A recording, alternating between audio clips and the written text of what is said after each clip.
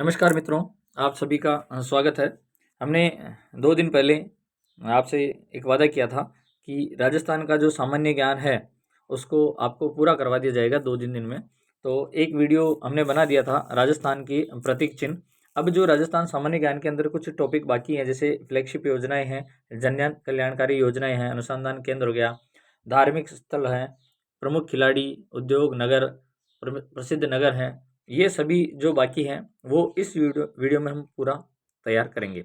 लगभग इस वीडियो में आपको लगभग 500 के आसपास प्रश्न मिलेंगे और उम्मीद है कि इससे बाहर प्रश्न नहीं आएगा। अगर 20 प्रश्न मिलते हैं तो आप मानकर चलिए इनमें से 16 से 17 प्रश्न आपको इसके अंदर मिल जाएंगे। और ये वीडियो रीट मेंस एग्जाम के साथ साथ, रीट मेंस के लिए तो फर्स्ट लेवल और सेकंड लेवल की तो बराबर है ही सही, उसके साथ साथ राजस्थान के जितने भी एग्जाम होने हैं उनके लिए भी बहुत बहुत महत्वपूर्ण है। तो इसको ज़्यादा से ज़्यादा शेयर करें ताकि सभी को लाभ मिल सके। इसमें ये जो फॉर्मेट दे रखा है आपको, तो इस फॉर्मेट के अकॉर्डिंग हम इसमें 500 के लगभग प्रश्नों को सॉल्व करेंगे और सीधा टॉपिक टू टॉपिक और पॉइंट टू पॉइंट ही हम जैसे आंसर आएगा उसी के ऊपर बात करेंगे। बने रहें इस वीडियो के अंत तक। अगर इसकी आपको क्लैरिटी सही नहीं हो तो इसको 360 पर या 420 पर चला के देखें, बहुत अच्छे से समझ में आ जाएगा। क्योंकि समय आपके पास बहुत कम है तो हम भी आपका समय ज़ाया नहीं करेंगे और शुरू करते हैं इस वीडियो को कि राजस्थान की पहली प्रत्यक्ष लाभ हस्तांतरण योजना कौन सी है। तो भामाशाह ये जो योजना है, ये राजस्थान की पहली, यहाँ पर ध्यान दें कि पहली प्रत्यक्ष और लाभ हस्तांतरण योजना जो है भामाशाह योजना। अगला प्रश्न है, घर घर औषधि योजना कब प्रारंभ की गई। तो घर घर जो औषधि योजना प्रारंभ की गई थी वो 1 अगस्त 2021 को प्रारंभ की गई थी। सुमेलित नहीं है, इसको बहुत अच्छे से पढ़ें और हम बाकी पर चर्चा नहीं करेंगे क्योंकि समय बहुत कीमती है। और अगर आप इन 500 प्रश्नों को 1 से 2 बार देखेंगे तो आप खुद महसूस करेंगे कि यह बहुत अच्छे से आपके लिए बहुत फायदेमंद है। सुमेलित नहीं है तो ये योजना का नाम दे रखा है इधर, और इधर प्रारंभ करने की दिनांक है। तो पहला है मुख्यमंत्री निशुल्क जांच योजना 7 अप्रैल 2013, तो ये तो बिल्कुल सही है।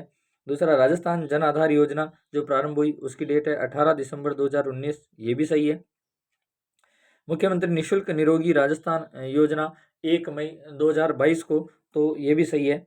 और मुख्यमंत्री युवा संबल योजना 25 मई 2021, तो इसकी डेट जो है वो 25 मई 2021 नहीं है, आप इसे ध्यान रखें, 1 जनवरी 2019 है। मुख्यमंत्री युवा संबल जो योजना है वो 1 जनवरी 2019 है। इस चीज़ को आपको थोड़ा सा ध्यान में रखना है। आगे बात करते हैं कि सुमेलित नहीं है, यहाँ पर भी वही है कि सुमेलित नहीं है। तो मुख्यमंत्री चिरंजीवी स्वास्थ्य बीमा योजना वो 1 मई 2021 को, ये बिल्कुल सही है। इंदिरा रसोई योजना 20 अगस्त 2022, तो ये 20 अगस्त 2022 नहीं है, इस चीज़ को ध्यान रखें थोड़ा सा, 20 अगस्त 2020 है। तो आप यहाँ सही कर लें और ये आपके लिए बहुत इंपॉर्टेंट है। और एक बात और ध्यान रखें कि ये इंदिरा रसोई जो योजना थी कितनी के साथ चली, तो 358 रसोइयों के साथ प्रारंभ की गई थी शुरू में, तो इसको भी थोड़ा सा ध्यान में रखें। पालनहार योजना 8 फरवरी 2005 सही है। और मुख्यमंत्री निशुल्क दवा जो योजना है 2 अक्टूबर 2011 को प्रारंभ हुई, ये भी बिल्कुल सही है। आगे बात करते हैं, मुख्यमंत्री बाल गोपाल योजना के संबंध में कौन सा कथन असत्य है। यहाँ थोड़ा सा ध्यान दें कि असत्य है। कक्षा 1 से 8 तक के बच्चों को सप्ताह में 2 दिन बुधवार व शुक्रवार को दूध उपलब्ध कराया जाएगा, तो ये तो बिल्कुल सही है। पहले मंगलवार था, उसके बाद इन्होंने बुधवार कर दिया, इस चीज़ का आपको ध्यान में रखना है।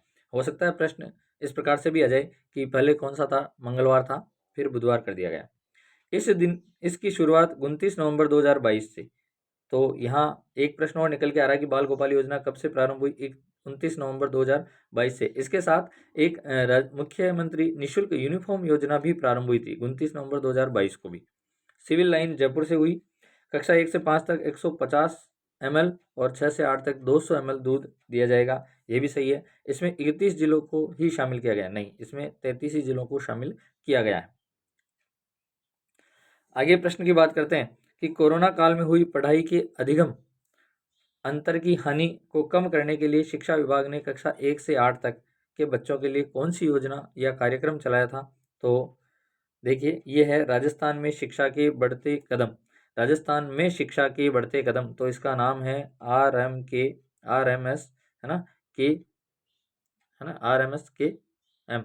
तो राजस्थान में शिक्षा के बढ़ते कदम। उसके बाद हम बात करते हैं कि मुख्यमंत्री डिजिटल सेवा योजना का संबंध, डिजिटल सेवा योजना का संबंध किससे है? तो महिलाओं को फ्री मोबाइल फोन उपलब्ध करवाने से है। इसका द ऑप्शन सही है। बच्चों में होने वाले तनाव व अवसाद का विशेषज्ञ द्वारा निःशुल्क समाधान कौन सी योजना के तहत किया जाता है? तो वह उम्मीद योजना के तहत किया जाता है। बहुत मोस्ट प्रश्न है, इसको थोड़ा सा ध्यान में रखें। अगले प्रश्न की बात करते हैं कि RGHS का पूरा नाम क्या है? तो RGHS का जो पूरा नाम है Rajasthan government health scheme. RGHS का पूरा नाम है राजस्थान गवर्नमेंट हेल्थ स्कीम। अगला प्रश्न है बेटी बचाओ बेटी पढ़ाओ योजना कब प्रारंभ हुई? तो वह प्रारंभ हुई थी 22 जनवरी 2015 को। इसके बाद अगले प्रश्न की चर्चा करते हैं कि डाक विभाग द्वारा बेटी की पढ़ाई व शादी के लिए चलाई जा रही लोकप्रिय योजना कौन सी है? बहुत ही लोकप्रिय योजना है सुकन्या समृद्धि योजना। बहुत बहुत लोकप्रिय है। 10 साल तक की बेटी के लिए हम वहाँ से योजना का लाभ ले सकते हैं। अगला प्रश्न है कि इंदिरा महिला शक्ति उड़ान योजना किससे संबंधित है? तो वह जो संबंधित है वह प्रजनन आयु की लड़कियों और महिलाओं को मुफ्त सैनिटरी नैपकिन वितरण करने से ये महिला शक्ति उड़ान योजना संबंधित है। अगला प्रश्न है कि इंदिरा रसोई योजना के संबंध में कौन सा कथन असत्य है? तो जो असत्य है उसको ध्यान में रखना है। हम बात करते हैं इसका नोडल विभाग स्वायत्त शासन विभाग है, ये तो सही है। इसमें 8 रुपये में गुणवत्तापूर्ण पौष्टिक भोजन दिया जाता है इंदिरा रसोई योजना में, ये भी सही है। मुख्यमंत्री के कोई भी भूखा नहीं सोए के संकल्प के साथ 20 अगस्त 2020 को शुरुआत हुई थी, ये भी सही है। इस योजना के अंतर्गत अनाथ बच्चे निराश्रित लोग ही भोजन ले सकते हैं, ये बिल्कुल सही नहीं है। इसमें कोई भी भोजन कर सकता है। 8 रुपये के अंतर्गत गुणवत्ता पौष्टिक भोजन प्राप्त मिलेगा आपको। अगला प्रश्न है यदि कोई नागरिक राजस्थान राज्य सरकार के किसी विशेष विभाग में अपनी शिकायत दर्ज करना चाहता है तो उसे कौन से ई गवर्नमेंट प्लेटफॉर्म का उपयोग करना चाहिए? तो वह है राजस्थान संपर्क पोर्टल का उपयोग करना चाहिए। एक बात कह देते हैं कि इसमें लगभग 500 प्रश्न आपको इस वीडियो में मिलेंगे, लगभग 500 प्रश्न, जिसके अंतर्गत ये सभी योजनाएं हैं, अनुसंधान केंद्र है, धार्मिक स्थल है, राजस्थान सामान्य ज्ञान का जो टॉपिक है वो पूरा पूरा इसमें पढ़ाया जाएगा। तो हो सकता है वीडियो थोड़ा लंबा चले, आप इसकी स्पीड बढ़ाकर 1-2 बार देख लेंगे, सुन भी लेंगे तो आपके लिए बहुत महत्वपूर्ण साबित होगा। अगला प्रश्न है मुख्यमंत्री राजश्री योजना किससे संबंधित है? तो वह है समाज में बालिकाओं के प्रति सकारात्मक दृष्टिकोण विकसित करने से संबंधित है। अगला प्रश्न है राजस्थान में जीवन धारा योजना का संबंध किससे है? जो जीवन धारा योजना है उसका संबंध है सिंचाई कुओं का निर्माण करवाने से। अगला प्रश्न है निम्न में से कौन सी योजना है जो महिला सशक्तिकरण से संबंधित नहीं है? इसको ध्यान से देखें कि महिला सशक्तिकरण से जो संबंधित नहीं है वह योजना कौन सी है? तो वह है पालनहार योजना। ये महिला सशक्तिकरण से संबंधित नहीं है, ये बच्चों के लिए है। बाकी मिशन ग्राम शांति, धनलक्ष्मी महिला समृद्धि और चिराली योजना ये सभी महिला सशक्तिकरण से संबंधित है। अगले प्रश्न की अगर हम बात करें कि इंदिरा गांधी मातृत्व पोषण योजना के संबंध में कौन सा कथन असत्य है? फिर वही बता रहा है कि आपको असत्य कथन ढूंढना है। तो इंदिरा गांधी मातृत्व योजना पोषण योजना इसकी शुरुआत 29 नवंबर 2020 से हुई, बिल्कुल सही है। महिलाओं को उचित स्वास्थ्य व पोषण प्रदान करने हेतु आर्थिक सहायता, ये भी सही है। 5 चरणों में कुल 6,000 की किस्त सहायता राशि, ये भी सही है। इसका नोडल विभाग चिकित्सा एवं स्वास्थ्य विभाग है, ये नहीं है। इसका जो नोडल विभाग है वो चिकित्सा और स्वास्थ्य विभाग नहीं है। अगला प्रश्न है निरोगी राजस्थान दिवस कब मनाया जाता है? तो जो निरोगी राजस्थान दिवस है वह 17 दिसंबर को मनाया जाता है। अगले प्रश्न की बात करें कि राजस्थान सिलिकोसिस नीति कब जारी हुई? तो 3 अक्टूबर 2019 को ये सिलिकोसिस नीति जारी हुई। अगला है कि निम्न में से सुमेलित नहीं है। फिर वही प्रश्न आ रहा है कि निम्न में से सुमेलित नहीं है। तो हम बात करते हैं राजस्थान जन सूचना पोर्टल 13 सितंबर 2019, ये तो सुमेलित है। मुख्यमंत्री अनुपूर्ति कोचिंग योजना 5 जून 2021 को शुरू हुई, ये भी सही है। कालीबाई भील मेधावी छात्रा स्कूटी योजना 1 अप्रैल 2020 को प्रारंभ हुई, ये भी सही है। मुख्यमंत्री निःशुल्क यूनिफॉर्म वितरण योजना हमने ऊपर देखा था 29 नवंबर नहीं है, सॉरी वो 29 दिसंबर नहीं है, 29 नवंबर 2022 है। और इसी दिन बाल गोपाल योजना भी प्रारंभ हुई जिसमें दूध का वितरण किया जाएगा। आगे बात करते हैं कि सुमेलित नहीं है, ये आपको बहुत अच्छे से पढ़ना है कि सुमेलित है या नहीं है। तो जन आधार योजना का जो विभाग है वो आयोजना विभाग है। एक प्रश्न इनमें से जरूर आएगा, तो आप एक काम करें कि जितनी भी योजनाएं हैं उनके सामने विभाग लिख लें ताकि वो आपको अच्छे से याद हो जाए। मुख्यमंत्री बाल गोपाल योजना स्कूल शिक्षा विभाग से बिल्कुल सही है। घर घर औषधि योजना चिकित्सा एवं स्वास्थ्य विभाग, ये नहीं है, ये गलत है। अगला है मुख्यमंत्री किसान मित्र योजना, ये ऊर्जा विभाग से, ये भी सही है। अगले प्रश्न की चर्चा करें कि मुख्यमंत्री कन्यादान योजना का पूर्व नाम क्या है, तो सहयोग एवं उपहार योजना का नाम बदलकर मुख्यमंत्री कन्यादान योजना कर दिया गया। अगला प्रश्न है शुभ शक्ति योजना किससे संबंधित है, जो शुभ शक्ति योजना है वह है पंजीकृत निर्माण श्रमिकों के लिए। मुख्यमंत्री पशुधन निशुल्क दवा योजना कब प्रारंभ हुई, तो वह हुई है 15 अगस्त 2012 को। मुख्यमंत्री पशुधन निशुल्क दवा योजना प्रारंभ हुई थी 15 अगस्त 2012 को। अगले प्रश्न की बात करें, मुख्यमंत्री लघु उद्योग प्रोत्साहन योजना कब लागू हुई, तो दिसंबर 2019 को।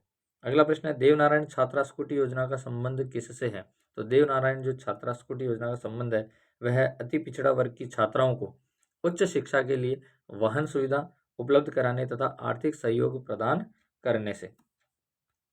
अगला प्रश्न है राजस्थान सरस सुरक्षा कवच बीमा योजना का वर्तमान में कौन सा चरण चल रहा है, जो चरण चल रहा है वह 5वां चरण चल रहा है, इस बात को आपको ध्यान में रखना है। फिर अगला प्रश्न है आवाज योजना का मुख्य उद्देश्य, आवाज योजना का जो मुख्य उद्देश्य है वह लैंगिक समानता सुनिश्चित करने एवं महिलाओं को उनके अधिकारों के प्रति जागरूक करना। सुमेलित नहीं है, वापस आ गया कि सुमेलित नहीं है, तो आपको थोड़ा सा ध्यान में रखना है कि जनजाति भागीदारी योजना 9 अगस्त 2021, ये तो बिल्कुल सही है। जन कल्याण पोर्टल 18 दिसंबर 2020 को, ये भी सही है। मुख्यमंत्री बीज स्वावलंबन योजना 2017 को, ये भी सही है। चिराली योजना 2022, चिराली योजना 2022 को नहीं हुई थी। चिराली योजना की जो तिथि है वो है 26 सितंबर 2017। आपको इसको थोड़ा सा ध्यान में रखना है। वैसे चिराली योजना बहुत पुरानी है, फिर भी अगर सुमेलित नहीं है कि पूछा जाए तो 26 सितंबर 2017 को चिराली योजना प्रारंभ हुई थी। आगे बात करते हैं कि राजस्थान में स्वावलंबन योजना का मुख्य उद्देश्य क्या है, तो इसका जो मुख्य उद्देश्य वह निर्धन महिलाओं, विधवाओं, परित्यक्ताओं, ग्रामीण महिलाओं के जीवन स्तर में सुधार करना, यानी ऑप्शन सही है।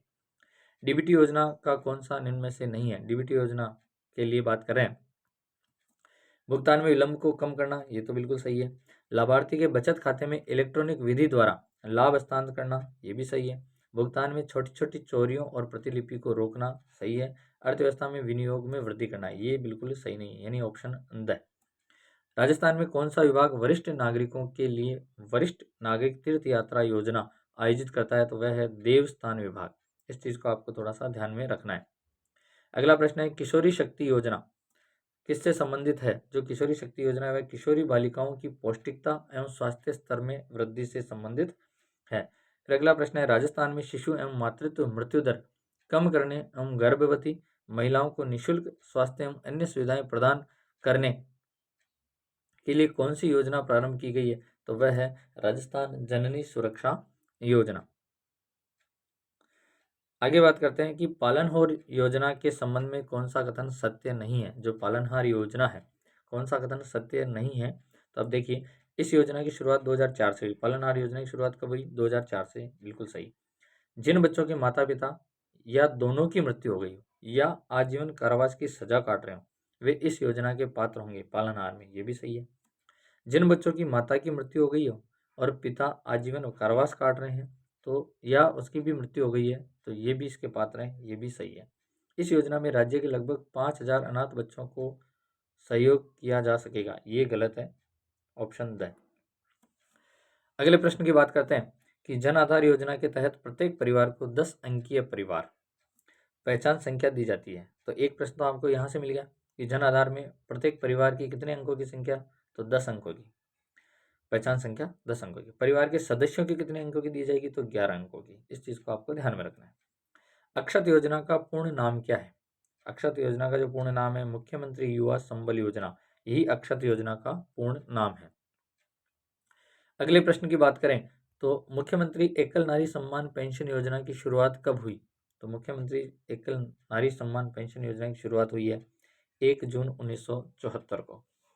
अगला प्रश्न है, मुख्यमंत्री अनुप्रति कोचिंग योजना के संबंध में कौन सा कथन असत्य है? अनुप्रति जो कोचिंग योजना है, इसका नोडल विभाग सामाजिक न्याय अधिकारिता विभाग है, सही है।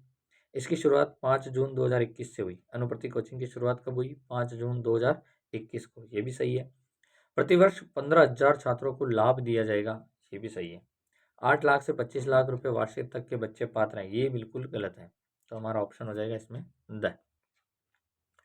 अगले प्रश्न की बात करें कि घर घर औषधि योजना का प्रारंभ कहाँ से हुआ, कब हुआ, वो हमने पहले देख लिया है। अब कहाँ से हुआ, तो वो है बिचौली है ये, सॉरी बिलोची नहीं है, बिचौली जयपुर से। फिर है कि सुमेलित नहीं है। 1 रुपये किलो गेहूँ 1 मार्च 2019 से ये योजना प्रारंभ हुई, ये बिल्कुल सही है। मुख्यमंत्री विशेष योग्यजन सम्मान पेंशन योजना 29 नवंबर 1965 को हुई, ये भी सही है। पर्यटन को पूर्ण उद्योग का दर्जा 18 मई 2019 को नहीं दिया गया, ये गलत है। फिर है इंदिरा गांधी मातृत्व पोषण योजना 19 नवंबर 2020 को प्रारंभ हुई, ये भी बिल्कुल सही है। आगे बात करते हैं, मुख्यमंत्री निःशुल्क दवा योजना में वर्तमान में लगभग कितनी दवाइयां हैं? तो 2707। बहुत बहुत मोस्ट और इम्पोर्टेंट प्रश्न है, इसको ध्यान में रखें। 2707 दवाइयां अभी निःशुल्क है। अगला प्रश्न है, मुख्यमंत्री चिरंजीवी स्वास्थ्य बीमा योजना का उद्देश्य नहीं है पात्र परिवारों के स्वास्थ्य पर होने वाला व्यय कम करना, ये तो इसका उद्देश्य है। राज्य के पात्र परिवारों को योजना में वर्णित पैकेज से संबंधित बीमारियों का निःशुल्क इलाज उपलब्ध करवाना, ये भी सही है। पात्र परिवारों का राजकीय अस्पतालों के साथ साथ योजना में संबद्ध निजी हॉस्पिटलों के माध्यम से गुणवत्तापूर्ण एवं विशेषज्ञ चिकित्सा सुविधाएं उपलब्ध करवाना, ये भी सही है। इसमें निजी अस्पतालों में कोई सुविधा उपलब्ध नहीं, गलत है। निजी अस्पतालों में भी सुविधा उपलब्ध है। आपका ऑप्शन हो जाएगा इसमें द, जो असत्य है। अगले प्रश्न की बात करें कि आयुष्मान भारत महात्मा गांधी राजस्थान स्वास्थ्य बीमा योजना की शुरुआत कब की गई? तो 1 सितंबर 2019 को। अगले प्रश्न की बात करें कि मुख्यमंत्री कोरोना बाल कल्याण योजना कब प्रारंभ की गई? तो वह की गई थी 25 जून 2021 को। बाल कल्याण योजना कोरोना, तो ये 25 जून 2021 को की गई थी।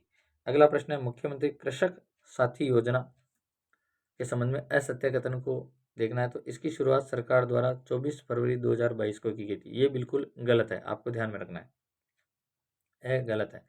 यह योजना कृषक कल्याण कोष के माध्यम से 3 वर्षों हेतु अनुदान पर आधारित है, ये सही है। इसके तहत 5 लाख किसानों को उन्नत किस्म के बीज, ये भी सही है। 3 लाख कृषकों को निःशुल्क बायो फर्टिलाइजर और बायो एजेंट्स दिए जाएंगे, ये भी सही है, यानी ऑप्शन ए इसका गलत है। आगे बात करते हैं, कृषक कल्याण कोष की स्थापना कब की गई? तो 16 दिसंबर 2019 को कृषक कल्याण कोष की स्थापना की गई थी। अगला प्रश्न है, मुख्यमंत्री राजश्री योजना में कुल 6 किस्तों में कितनी राशि प्रदान की जाती है? तो कुल 6 किस्तों में 50,000 रुपये प्रदान किए जाते हैं। अगले प्रश्न की बात करें, महात्मा गांधी जो अंग्रेजी विद्यालय हैं कि राष्ट्रपिता महात्मा गांधी की कौन सी जयंती के अवसर पर स्थापित करने का निर्णय लिया गया था? तो वो है 150वीं जयंती। 150वीं जयंती पर प्रारंभ किया गया था। इंदिरा गांधी शहरी रोजगार योजना कब प्रारंभ हुई? तो 9 सितंबर 2022 को। लेटेस्ट है, तो ये भी आपके लिए बहुत महत्वपूर्ण है। 9 सितंबर 2022 को इंदिरा गांधी शहरी योजना प्रारंभ हुई। आगे बात करते हैं कि इंदिरा गांधी शहरी रोजगार योजना के संबंध में कौन सा कथन सत्य नहीं है, यानी असत्य कथन देखना आपको, इसको बहुत अच्छे से, ये लाइन को आपको अच्छे से देखना है। तो प्रदेश के शहरी निकायों में गरीब, वंचित, जरूरतमंद लोगों के रोजगार के अवसर उपलब्ध कराना, ये तो सही है। प्रतिवर्ष अनुमानित व्यय 800 करोड़ रुपए रखा गया है, ये भी सही है। स्वायत्त शासन विभाग ने इन परिवारों के सदस्यों को रोजगार उपलब्ध कराने के लिए 9,593 कार्य चिन्हित किए हैं, ये भी सही है। ये इंपॉर्टेंट है आपके लिए, पूछा जा सकता है इंदिरा गांधी शहरी रोजगार योजना में कितने कार्यों को चिन्हित किया गया? तो 9,593। इसकी शुरुआत जोधपुर से की गई, ये गलत है, इसकी शुरुआत जोधपुर से नहीं थी। आगे बात करते हैं कि मनरेगा की तर्ज पर राजस्थान के शहरी निकायों की सीमा में रहने वाले परिवारों को वित्तीय सहयोग के लिए कौन सी योजना लागू की गई? अभी हमने पढ़ा था, इंदिरा गांधी शहरी रोजगार गारंटी योजना। वहाँ महात्मा गांधी है ग्रामीण में, इस चीज़ को बहुत अच्छे से ध्यान में रखना है। ये प्रश्न आया हुआ है कि शहरों में जो वित्तीय सहयोग के लिए जो योजना चालू हो रही है वो कौन सी है, ये प्रश्न पहले आ चुका है। तो इंदिरा गांधी शहरी योजना है, इस चीज़ को ध्यान में रखना है, महात्मा गांधी नहीं है। राजस्थान के लिए जल जीवन मिशन योजना में केंद्र तथा राज्य की सहभागिता कितनी है? और केंद्र और राज्य की जो सहभागिता है वो 50-50% है। इस चीज़ को ध्यान में रखना है। आगे बात करते हैं। अब देखिए ये टॉपिक आपका कंप्लीट हो गया, जिसमें राजस्थान की फ्लैगशिप योजनाएं और कुल जन कल्याणकारी योजनाएं थी जो महत्वपूर्ण इंपॉर्टेंट थी एग्जाम की पॉइंट ऑफ व्यू से। अब हम बात करते हैं अगले टॉपिक की, राजस्थान के प्रमुख अनुसंधान केंद्र कौन कौन से हैं। आपको इस वीडियो को अंत तक देखना है, क्योंकि इसमें जितने भी राजस्थान सामान्य ज्ञान के टॉपिक हैं वो हमने सब ले लिए हैं, पॉइंट टू पॉइंट चल रहा है। इस अनुसंधान केंद्र के बाद हम धार्मिक स्थल, फिर प्रमुख खिलाड़ी, उसके बाद नगर और स्थल, और अंत में प्रमुख उद्योग की चर्चा करेंगे। जितने भी इंपॉर्टेंट प्रश्न हैं, और इनमें से कोई प्रश्न बाहर जाने की संभावना न के बराबर है। आगे बात करते हैं कि सुमेलित नहीं है, तो जो सुमेलित नहीं है उसकी बात करते हैं। तो अब यहाँ जो अनुसंधान केंद्र है उसको आपको देखना है। राष्ट्रीय सरसों अनुसंधान केंद्र कहाँ है? सेवर भरतपुर में, बिल्कुल है। केंद्रीय शुष्क क्षेत्र वानिकी अनुसंधान केंद्र यानी जो बागवानी केंद्र है वो कहाँ है? बिछवाल बीकानेर में, ये भी सही है। बाजरा अनुसंधान केंद्र कहाँ है? मंडोर जोधपुर में, ये भी सही है। चावल अनुसंधान केंद्र कहाँ है? जयपुर में। जयपुर में नहीं है भैया जी, है ना, ये आपको ध्यान में रखना है। आगे प्रश्न की बात करते हैं कि केंद्रीय शुष्क क्षेत्र अनुसंधान संस्थान काजरी के संबंध में कौन सा कथन सत्य नहीं है, यानी असत्य कथन की बात करता है। काजरी का मुख्य कार्य राजस्थान में शुष्क एवं अर्धशुष्क क्षेत्रों में वनों का विकास करना, बिल्कुल सही है। मरुस्थल की रोकथाम, शोध व अध्ययन का कार्य करना है, सही है। इसकी स्थापना ऑस्ट्रेलिया व यूनेस्को के सहयोग से की गई है। किसकी स्थापना? काजरी की, ये भी सही है। इसकी स्थापना 30 जून 1987 को नहीं की गई थी, ये बिल्कुल गलत है, तो इसका ऑप्शन डी। अगले प्रश्न की बात करें कि सुमेलित नहीं है। आप एक चीज़ थोड़ा ध्यान रखें, ये आपको एग्जाम के हिसाब से पढ़ाया जा रहा है, इसलिए हम दूसरी बात नहीं करेंगे। जो पॉइंट टू पॉइंट है आंसर, हम सिर्फ उसी की चर्चा करेंगे ताकि आपका टाइम खराब नहीं हो। सुमेलित नहीं है, तो अब यहाँ देखिए कि शुष्क वन व अनुसंधान संस्थान आफरी कहाँ पर है? जोधपुर में है, सही है। राष्ट्रीय बीजीय मसाला अनुसंधान टोंक में है, टोंक में नहीं है, ये तबीजी में है। फिर है राष्ट्रीय ऊंट व घोड़ा अश्व अनुसंधान केंद्र जोड़बीड़ बीकानेर में, बिल्कुल सही है। भैंस प्रजनन एवं अनुसंधान केंद्र वल्लभ नगर उदयपुर में, ये भी सही है। फिर है सुमेलित नहीं है। हम बार बार चर्चा कर रहे हैं कि सुमेलित नहीं है, यानी 3 तो आपको यहाँ से मिल ही जाएंगे। राजस्थान में प्राच्य विद्या प्रतिष्ठान, ये जोधपुर में है, सही है। भारतीय शिल्प और डिजाइन संस्थान जयपुर का, बिल्कुल सही है। बकरी एवं चारा अनुसंधान केंद्र मंडोर जोधपुर में नहीं है। फिर अगला है बीकानेर में होना चाहिए। बीकानेर केंद्रीय शुष्क अनुसंधान केंद्र कहाँ है? ये जोधपुर में है, ये भी बिल्कुल सही, यानी ऑप्शन आपका सही नहीं है। अगले प्रश्न की बात करें कि निम्न में से कौन सी संस्था कोमल कोठारी और विजयदान देथा द्वारा 1960 में स्थापित की गई थी? तो वह है रूपायन शोध संस्थान बोरुंदा जोधपुर। अगला प्रश्न है राजस्थान कृषि अनुसंधान संस्थान RARI कहाँ पर स्थित है? तो वह है दुर्गापुरा जयपुर। राजस्थान कृषि अनुसंधान संस्थान कहाँ पर स्थित है? तो दुर्गापुरा जयपुर के अंदर स्थापित है। अगला प्रश्न है राजस्थानी भाषा साहित्य एवं संस्कृत अकादमी के संबंध में सही कथन कौन सा है? केवल सही कथन की बात करें तो इसकी वार्षिक पत्रिका रिहाण है। राजस्थानी भाषा साहित्य एवं संस्कृत अकादमी की वार्षिक पत्रिका कौन सी है? तो वह है रिहाण। अगला प्रश्न है निम्न में से कौन सी संस्था जयपुर में नहीं है? राजस्थान संस्कृत अकादमी, ये तो जयपुर में है। अरबी फारसी शोध संस्थान, ये जयपुर में नहीं है। राजस्थान सिंधी अकादमी, ये भी जयपुर में है। और राजस्थान सिंधी अकादमी, ये डबल रिपीट हो गया, आपको ध्यान में रखना, नहीं है। तो अरबी फारसी शोध संस्थान जो है वह जयपुर में नहीं है।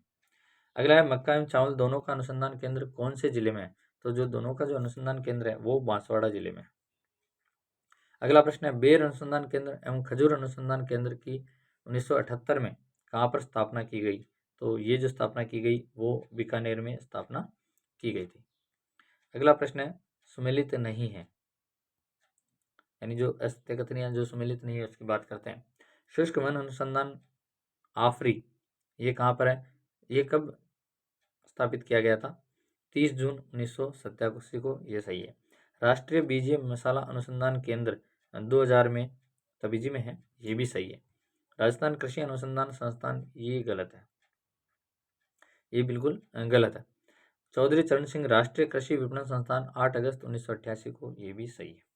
सुमेलित नहीं है, वापस देखना है कि सुमेलित नहीं है, तो पहला, केंद्रीय शुष्क उद्यानिकी बागवानी अनुसंधान केंद्र 1993 में स्थापित, ये तो सही है। राष्ट्रीय सरसों अनुसंधान केंद्र 20 अक्टूबर 1993 को, ये भी सही है। मत्स्य सर्वेक्षण एवं अनुसंधान केंद्र 1958 में, ये भी सही है। राजस्थानी शोध संस्थान 1950 में, ये बिल्कुल गलत है। अगला प्रश्न है, केंद्रीय इलेक्ट्रॉनिक अभियांत्रिकी अनुसंधान संस्थान सीरी, जिसकी आधारशिला 21 सितंबर 1953 को पंडित जवाहरलाल नेहरू द्वारा रखी गई, वो कहाँ पर स्थित है? तो जो स्थित है वो है पिलानी, झुंझुनू के अंदर। अगला प्रश्न है, निम्न में से कौन सी संस्था की स्थापना 1954 ईस्वी में मुनि जिन विजय के मार्गदर्शन में जयपुर में की गई थी, किंतु उसे 1958 में जोधपुर में स्थानांतरित कर दिया गया? तो वह है राजस्थान प्राच्य विद्या प्रतिष्ठान, ऑप्शन ब। अगला प्रश्न है, राजस्थान में NBPGR का प्रादेशिक केंद्र कहाँ पर है? तो वह है जोधपुर के अंदर, इसको आपको ध्यान में रखना है। आगे अगर हम बात करें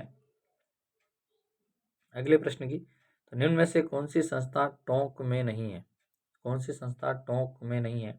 तो पश्चिमी क्षेत्रीय बकरी अनुसंधान केंद्र टोंक में है, केंद्रीय भेड़ व ऊन अनुसंधान केंद्र टोंक में है, मौलाना अबुल कलाम अरबी फारसी शोध संस्थान टोंक में है, और बकरी एवं चारा अनुसंधान केंद्र टोंक में नहीं है। तो इसका ऑप्शन हो जाएगा डी।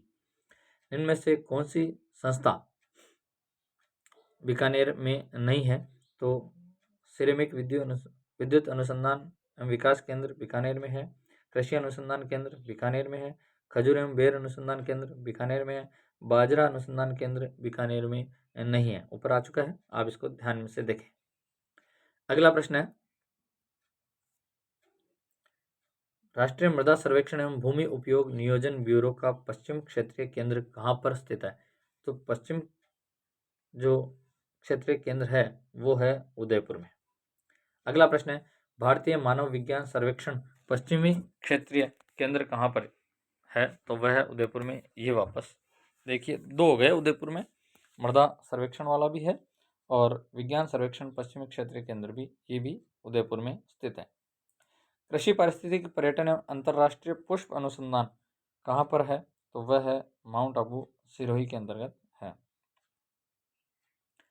अगले प्रश्न की बात करें तो सुमेलित नहीं है, जो सुमेलित नहीं है उसकी बात करते हैं कि सामाजिक कार्य शोध केंद्र तिलोनिया अजमेर में है, राष्ट्रीय आयुर्वेदिक शोध संस्थान जयपुर में है, रक्षा अनुसंधान केंद्र जोधपुर में है, और पंडित झाबरमल शर्मा शोध संस्थान ये उदयपुर में नहीं है। अगले प्रश्न की बात करते हैं कि माणिक्यलाल वर्मा आदिम जाति शोध एवं सर्वेक्षण संस्थान कहाँ पर है स्थित है? तो वो है उदयपुर में। फिर बात करते हैं सुमेलित नहीं है। आप यहाँ देखिए कि सुमेलित नहीं है, बार बार प्रश्न आ रहा है तो इनको अच्छे से पढ़ना है आपको। राई अनुसंधान केंद्र सेवर भरतपुर में है, सही है। औषधीय पाइप शोध केंद्र माउंट आबू सिरोही, सही है। राजस्थान राज्य आयुष अनुसंधान केंद्र अजमेर में है, और इसबगोल अनुसंधान केंद्र जालोर में, ये नहीं है। आपका ऑप्शन डी इसमें गलत है, ये सम्मिलित नहीं है। अगले प्रश्न की बात करते हैं कि निम्न में से सम्मिलित नहीं है। ये सबसे ज़्यादा पूछे जाने वाले प्रश्न है, क्योंकि बार बार प्रश्न आ रहे हैं, तो एक ऑप्शन सही नहीं है, बाकी सही है, तो आपको ज़्यादा इसमें पॉइंट मिल जाएंगे, ज़्यादा आपकी तैयारी हो जाएगी। केंद्रीय कृषि फॉर्म सूरतगढ़ गंगानगर किसकी सहयोग से स्थापित किया गया? रूस के सहयोग से। केंद्रीय शुष्क क्षेत्र अनुसंधान संस्थान ये किसके सहयोग से? ऑस्ट्रेलिया और यूनेस्को के सहयोग से। राष्ट्रीय सरसों अनुसंधान केंद्र किसके सहयोग से? फ्रांस और कनाडा, ये गलत है। राष्ट्रीय कृषि फार्म चेतासर गंगानगर ये कनाडा के सहयोग से, ये भी सही है। यानी इसका जो ऑप्शन है वो आपके लिए इसमें सम्मिलित नहीं है। अगले प्रश्न की बात करें कि सम्मिलित नहीं है, राजस्थान में NBPGR का प्रादेशिक केंद्र 1965 में, सही है। राजस्थान राजस्व अनुसंधान एवं प्रशिक्षण केंद्र 2000 में, ये सही नहीं है। मत्स्य सर्वेक्षण एवं अनुसंधान केंद्र 1958 में, और केंद्रीय शुष्क क्षेत्र अनुसंधान केंद्र 1959 में स्थापित हुआ था, ये भी बिल्कुल सही है। अगले प्रश्न की बात करें, फतेहपुर भेड़ प्रजनन केंद्र सीकर की स्थापना कब हुई? तो 1973 में। सीकर की स्थापना कब हुई थी? 1973 में। बकरी प्रजनन फार्म तथा विकास केंद्र रामसर अजमेर की स्थापना किसके सहयोग से हुई है? तो वह हुई है स्विट्जरलैंड के सहयोग से, ये बिल्कुल सही है। अगले प्रश्न की बात करें कि ग्रामीण गैर कृषि विकास अभिकरण कहाँ पर स्थित है, जिसकी स्थापना 1995 में हुई है, तो वह है जयपुर में। अगला प्रश्न है कि निम्न में से वह कौन सी संस्था है जिसकी प्रारंभ में स्थापना जयपुर में की गई, किंतु 1960 में उसे बीकानेर स्थानांतरित कर दिया गया, तो वो संस्था है राजस्थान राज्य अभिलेखागार। इसको ध्यान में रखना है, पहले जयपुर में थी, उसके बाद बीकानेर में ले आए राजस्थान राज्य अभिलेखागार। अगला प्रश्न है कि भारतीय लोक कला मंडल की स्थापना 1952 में देवीलाल सामर द्वारा कहाँ पर की गई, तो वह की गई थी उदयपुर में। इसको भी आपको ध्यान में रखना है। आप देखिए कि 3 टॉपिक कंप्लीट हो गए हैं और अब हम बात करते हैं कि राजस्थान की जो धार्मिक स्थल है हम उनकी बात करेंगे। वीडियो लंबा है तो इसमें क्या है कि सभी टॉपिक है, लगभग 500 के आसपास प्रश्न है, तो वीडियो लंबा होना है और आपके पास समय कम है, मात्र 3 से 4 दिन बचे हैं, तो इसके लिए आप इसको 2 से 3 बार देखेंगे तो बहुत अच्छे से आपका रिवीजन हो जाएगा। इसके राजस्थान के धार्मिक स्थल की बात करें तो इसका पहला प्रश्न है, राजस्थान में पर्यटन विभाग की स्थापना कब की गई, तो पर्यटन विभाग की जो स्थापना की गई 1956 में। राजस्थान में पर्यटन को उद्योग का दर्जा कब दिया गया, 1989 में। 1989 में राजस्थान में पर्यटन को दर्जा दे दिया गया। अब आप ध्यान रखें, स्थापना 1956 में है और इसको उद्योग का दर्जा 1989 में मिला है। 2.5 दिन का झोपड़ा किस जिले में है, तो अजमेर जिले में और अजमेर में ही है। राजस्थान पर्यटन के विपणन अभियान की वर्तमान टैग लाइन क्या है, जो वर्तमान जो टैग लाइन है वो क्या है, आपको इसको थोड़ा सा ध्यान में रखना है। किसकी है कि विपणन अभियान की वर्तमान टैग लाइन क्या है, तो पधारो हमारे देश, Rajasthan the incredible state of India. ठीक है, इसको आपको ध्यान में रखना। अगला है, 2.5 दिन का झोपड़ा मूल रूप से एक क्या था, ये 2.5 दिन का झोपड़ा क्या था, तो ये हमें ध्यान रखना कि एक संस्कृत विद्यालय था, इसको फिर तोड़वा कर 2.5 दिन के झोपड़े में परिवर्तित कर दिया गया, पहले ये संस्कृत विद्यालय था। अगला प्रश्न है, ख्वाजा साहब की दरगाह किस जिले में, अजमेर जिले में और अजमेर में ही है। फिर अगले अगर प्रश्न की बात करें तो ख्वाजा मोइनुद्दीन चिश्ती की दरगाह के बारे में निम्न कथनों पर विचार करते हुए कूट के माध्यम से सत्य कथन चुनना है। जो हमें सत्य कथन देखना है तो हम सत्य कथन देखेंगे। देखते हैं, पहला, इसका मुख्य द्वार निज़ाम दरवाज़ा हैदराबाद के नवाब द्वारा बनवाया गया, ये तो बिल्कुल सही है। मुगल बादशाह शाहजहाँ द्वारा शाहजहाँ दरवाज़ा भी बनवाया गया, ये भी सही है। सुल्तान महमूद खिलजी द्वारा बुलंद दरवाज़ा बनवाया गया, ये भी सही है। उर्स के दौरान बड़ी देग 4000 केजी तथा छोटी देग में 2240 केजी में प्रसाद चढ़ाया पकाया जाता है, तो ये भी सही है। यानी ऑप्शन 1 2 3, ये 1 2 3 4, तो इसमें 4 नहीं है, 2 3 4 इसमें 1 नहीं है, 1 2 1 3 4 इसमें 2 नहीं है, यानी ऑप्शन डी बिल्कुल सही है कि 1 2 3 4, चारों ऑप्शन बिल्कुल सही है। आगे बात करते हैं कि सुमेलित कीजिए। अब हमें सुमेलित करना है, एक तरफ जिले हैं और एक तरफ जो धार्मिक स्थल है वो है। जैसे आना सागर झील, तो आना सागर झील आप सब जानते हैं कि ये अजमेर में है, तो आप इसको आना सागर झील को अजमेर में ले सकते हैं। उसके बाद भानगढ़ का किला जो वो है, वो मानगढ़ का किला है ये, सॉरी, वो अलवर में है। और उसके बाद सीताबाड़ी मेला कहाँ लगता है, तो बारह में लगता है। और त्रिपुरा सुंदरी का मंदिर कहाँ है, तो वो बांसवाड़ा में। यानी आपका ऑप्शन होगा आर, उसके बाद पी, उसके बाद एस और उसके बाद Q, R P S Q, यानी ऑप्शन डी बिल्कुल सही है। आगे प्रश्न की बात करते हैं कि आना सागर झील का निर्माण किसने करवाया था, तो अजमेर में अर्णोराज सिंह चौहान ने करवाया था। अजमेर में संस्कृत पाठशाला का निर्माण किसने करवाया था, तो वह करवाया था विग्रहराज चतुर्थ ने, और उसको तोड़वाकर बाद में 2.5 दिन का झोपड़ा कर दिया गया। किस मुस्लिम शासक ने संस्कृत पाठशाला को 2.5 दिन का झोपड़ा या मस्जिद में तब्दील कर दिया, तो वह है कुतुबुद्दीन ऐबक ने। अब आप यहाँ देख सकते हैं कि सभी प्रश्न आपको क्रम से मिल रहे हैं, कोई प्रश्न छूट नहीं रहा है। आप इसको बहुत अच्छे से ध्यान से सुनेंगे तो आपका कोई भी प्रश्न इससे बाहर नहीं जाएगा। दौलत बाग एवं 5 12 दरिया का निर्माण क्रमशः किसके द्वारा करवाया गया, तो दौलत बाग का तो जो निर्माण करवाया वो जहांगीर ने करवाया था, और बहादुरी का जो निर्माण कराया वो शाहजहां ने करवाया था। ऑप्शन बी बिल्कुल सही है। अगला प्रश्न है, संगमरमर से निर्मित भारतीय तथा अरबी शैली का उत्कृष्ट नमूना मेयो कॉलेज कहाँ पर स्थित है? तो वो भी अजमेर में स्थित है। आगे बात करते हैं, मेयो कॉलेज की स्थापना रिचर्ड वार्क द्वारा कब की गई? तो वह की गई थी 1875 ईस्वी में। सोनी जी की नशियाँ ये कहाँ पर है? तो ये अजमेर में है और एक जैन मंदिर है। इस चीज़ को आपको थोड़ा सा ध्यान में रखना है। पूरे विश्व में एकमात्र ब्रह्मा मंदिर पुष्कर में है, जो कि यहाँ पुष्कर और अजमेर दोनों दे रखा है, ध्यान रखें।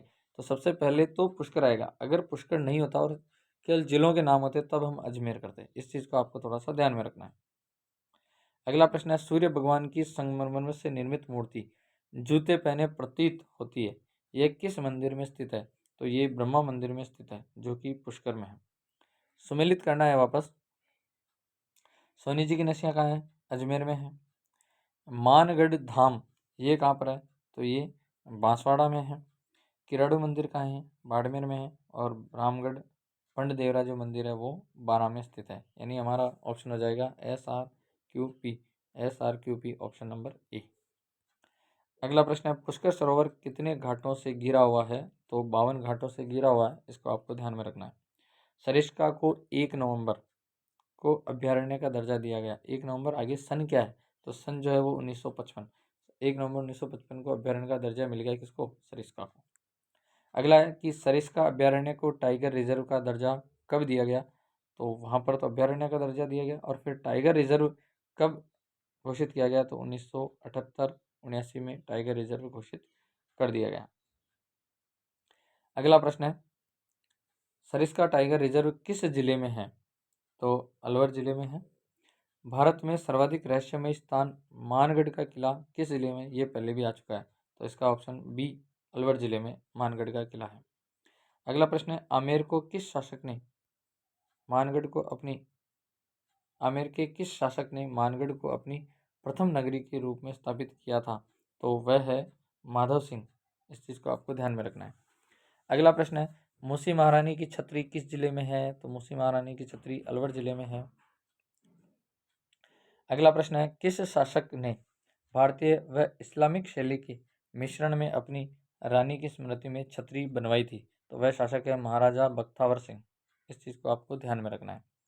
अगला प्रश्न है, लोक देवता भर्तहरि का मंदिर कहाँ पर स्थित है? तो भर्तहरि का जो मंदिर है वो है अलवर में। फिर अगला प्रश्न है कि भर्तहरि का मेला कब बढ़ता है? अलवर में तो है, अब बढ़ता कब है? तो भाद्रपद अष्टमी को भर्तहरि का मेला बढ़ता है। भर्तहरि से याद रख लेना कि भाद्रपद अष्टमी आपको याद रखना पड़ेगा। अगला है कि सिलीसेट झील किस जिले में? तो सिलीसेट झील भी अलवर जिले में है। सिलीसेट झील का निर्माण किसके द्वारा करवाया गया? तो महाराजा विनय सिंह के द्वारा करवाया गया, और कहाँ पर? अलवर में। अगला प्रश्न है, सुनहरे द्वीपों का शहर किसको कहा जाता है? बांसवाड़ा को। माही बांध किस जिले में निर्मित है? तो बांसवाड़ा में।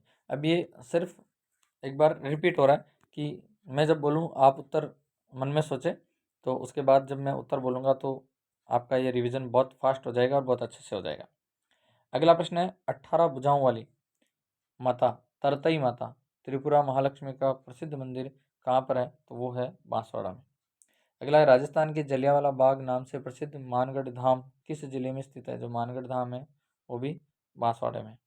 मानगढ़ धाम पर प्रतिवर्ष मेला कब लगता है?